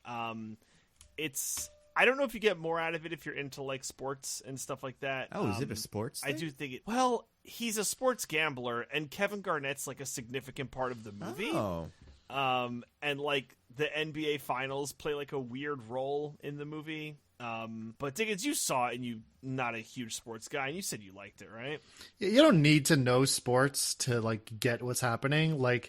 You just, as long as you get the concept of he's placing crazy bets on these games, that's all you need. I would like if they explained what a parlay was, because it adds a little bit of tension. I was did you know what a parlay was? So do you realize if he didn't hit on this, it was over? She's like, no, I totally missed that. So, but it's Wait, fine. did you get that? I can't walk you. I understood, as it's going and he's saying things, I'm like, oh, if he doesn't get all of them, then he gets nothing. Got it. Yeah. That's basically what a parlay is, but they never explicitly say that in the movie. So, but whatever. But yeah, Adam Sandler, solid performance. I don't think he'll get an Oscar nom, but he's fantastic. So Really? I think he's looking good for one. he didn't get a Golden Globe one, and I feel like if you don't get a Golden Globe one, you just have no I shot. don't know. Yeah. Golden Globes. You win an Oscar, you buy a Golden Globe, right? I forget what show that was He in. got the Golden Globe is basically who does the Hollywood Press Association want to show up for the ceremony? Yes. That's well, he did get the critics film. He got some award, something of the year, American actor of the year, something like that. Remember the whatchamacallit? The Tourist? That movie The where what if Johnny Depp was a spy or something and that got a Golden Globe and it was well, I guess these are bullshit. Yeah. I'll never take them Oh my seriously. God. But yeah, I would definitely recommend seeing it Just in general, I think it's a good movie. And the last thing I'm going to recommend is a video game. So the name of this game is called Slay the Spire. You could get it where if you got a Switch or if you got a PC or a PS4 or whatever. It's kind of weird to explain. It's like a dungeon crawler mixed with a deck building game. Is this the one? Did Donkey recommend this? He Yes. did. Okay. This was in his year in review. So basically the premise is it's like a dungeon crawler, so you have to go run through a dungeon. If you die, you have to start the whole thing over. But you're building a deck as you go through. So your attacks and everything that's involved is you have cards in a deck, and that's how you're doing everything. It's very fun. It's good for a quick hit. You're just I'm just gonna go a couple levels and then put it down. So it's got a lot of replayability if you're into that, and it's just generally fun. So I'm gonna rec Slay the Spire. I think it's great. Cool. And this is on all of the platforms. It is on all of the platforms. I love it on Switch because I can just kind of chill on my couch and play it, and it's not the graphics or whatever. It's a very Switch friendly game. Nice. But it's on Steam if you want to play on PC or anything like that. Is one of the villains a goose? Unsubscribe. I haven't beaten it, so I'm going to leave you with a maybe. Ooh, very good. One of the bosses is a hand that stabs you. Oh, my God. So that's I got interesting. enough of that in Smash. Diggins, what do you got to rec? You got anything for the fine people? I do. So this Sunday, from when we're recording, that may be in the past when you hear this. Yep. But January 5th, the next round, I guess, of AGDQ, also known as Awesome Games Done Quick, is going to start. It's like a week-long or so marathon of just a bunch of people speed-running different games for charity. They're taking charitable donations the whole time it's running. It's an awesome event. You get to see so many people just breaking up games over their knee, running them as fast as possible. A lot of them under ridiculous conditions. One of my favorite things to watch that has come up a few times during these events is so there's a thing called a randomizer where they take a classic game, say Link to the Past, and just randomize what every item is. So a chest that in the base game would be 5 rupees could be literally anything. Any item you could collect in the entire game could be in that chest. So you could end up getting end game items in the first dungeon. And the trick is just navigating around and trying to find everything, what you can actually access with the items you have now, and search those chests for more items, etc. I love those. There's one that combines a Link to the Past randomizer with a Super Metroid randomizer, where certain doors in Link to the Past will take you to Super Metroid, and certain doors in Super Metroid will take you to Link to the Past. And the items are mixed between the two games, so you can find Super Metroid items in Link to the Past and vice versa. And it's bananas. What are the weapons? Do they work the same way? Well, it's just if you find a Super Metroid item in Link to the Past, you can't use it in Link to the Past, but it's now available for you next time you go to Super Metroid. But it's crazy. So much work goes into building those. And there's even just when it's a regular, we're just regularly playing a game as fast as we can, the things that these people can do and the glitches they're able to exploit are insane, and it's so much fun to watch. You can go on their website, look at the schedule, maybe see here at this time and this time there's this game I love. Check that out and just see what they can do to it. I guarantee you'll find at least one thing that'll be a blast to watch. So that's my rec for the week. Cool. Nice. I'm gonna rec a show. I don't think I've talked about it yet, but I hadn't watched it really until I got into it the other day, which is The Witcher show on Netflix. So I've watched about half the episodes. It is what it is, but it's fun. I think for a while we all kind of saw it, and then not we saw it, but before it came out, people were like, "Oh my god, this is gonna be Netflix's Game of Thrones," and it's not that, but it never tried to be. It is the best version of what it is, which is a swords and sorcery, almost like Rambo. Just this guy, not even Rambo, but Rambo 3. This guy who just goes and kills monsters, and he's working with the Taliban. That's exactly right. Yeah, but they're elves in this. But okay. There's good stuff because first of all, it's kind of confusing because I think there's a couple timelines. I've never played it, or that's not true. I played a little bit of the third Witcher game, but there's a lot to it. So just try to watch it, like finish it, and then you'll get a sense for what's going on. Because I've already kind of been told how it all ties up. But I've said for a while that Henry Cavill, who is Superman in the more recent like Man of Steel and Justice League and all that, he has wanted to do this forever. He loves The Witcher. He's read all the books. This is long before it even seemed like something he could even do. And I'm just happy for him because he's having a blast. He's very good. The sword fighting is great. The monster fighting is fun. There's a really catchy song in there. And yeah, I think if you go into it expecting some, it's not super violent, but it's got some like gory, violent moments. But it's got better sword fighting moments than anything Game of Thrones ever produced, and it's just kind of like it's fun. It's apparently one of Netflix's like most watched shows, so it'll probably get a second season. I enjoyed it. If you have Netflix, I'd take a look. The other thing I want to recommend real quick, John Mulaney he released it on Christmas Eve, which I knew there was a thing. Have you watched it? Sorry, I have. It's very. It's good. really weird, but it's funny. Like it's a hard pitch. That's what I would say. Is like just watch it if you like him. If you like, trust yourself and kind of not even look at the people that are in it because that'll kind of surprise you. Watch the first 5 minutes, and if you're not into it, you're probably not going to like it. But if you are, it's fun little thing. It's called John Mulaney and the Sack Lunch Bunch. It's like a fake Sesame Street kind of thing, or almost like Sesame Street mixed with like Mr. Rogers, but it's more to it. There's way more to it than that. I think it's a blast. If I could tack on a little thing there, I will say that the last bit with, I won't say who it is, but the character he plays is the Music Man. I was in stitches. It's like the funniest thing of the whole bit. It's so funny. I'll say there's one song that happens. It's maybe like the second or third thing that happens about like grandma's dating a guy or whatever, which won't spoil it. But I think that's a good kind of microcosm for what you're getting into. And like, John Mulaney's really funny, so I'm happy to see him being successful. I think most people like this, so yeah, give this a look if you're into that sort of thing. Besides that though, that's my main rec. All right.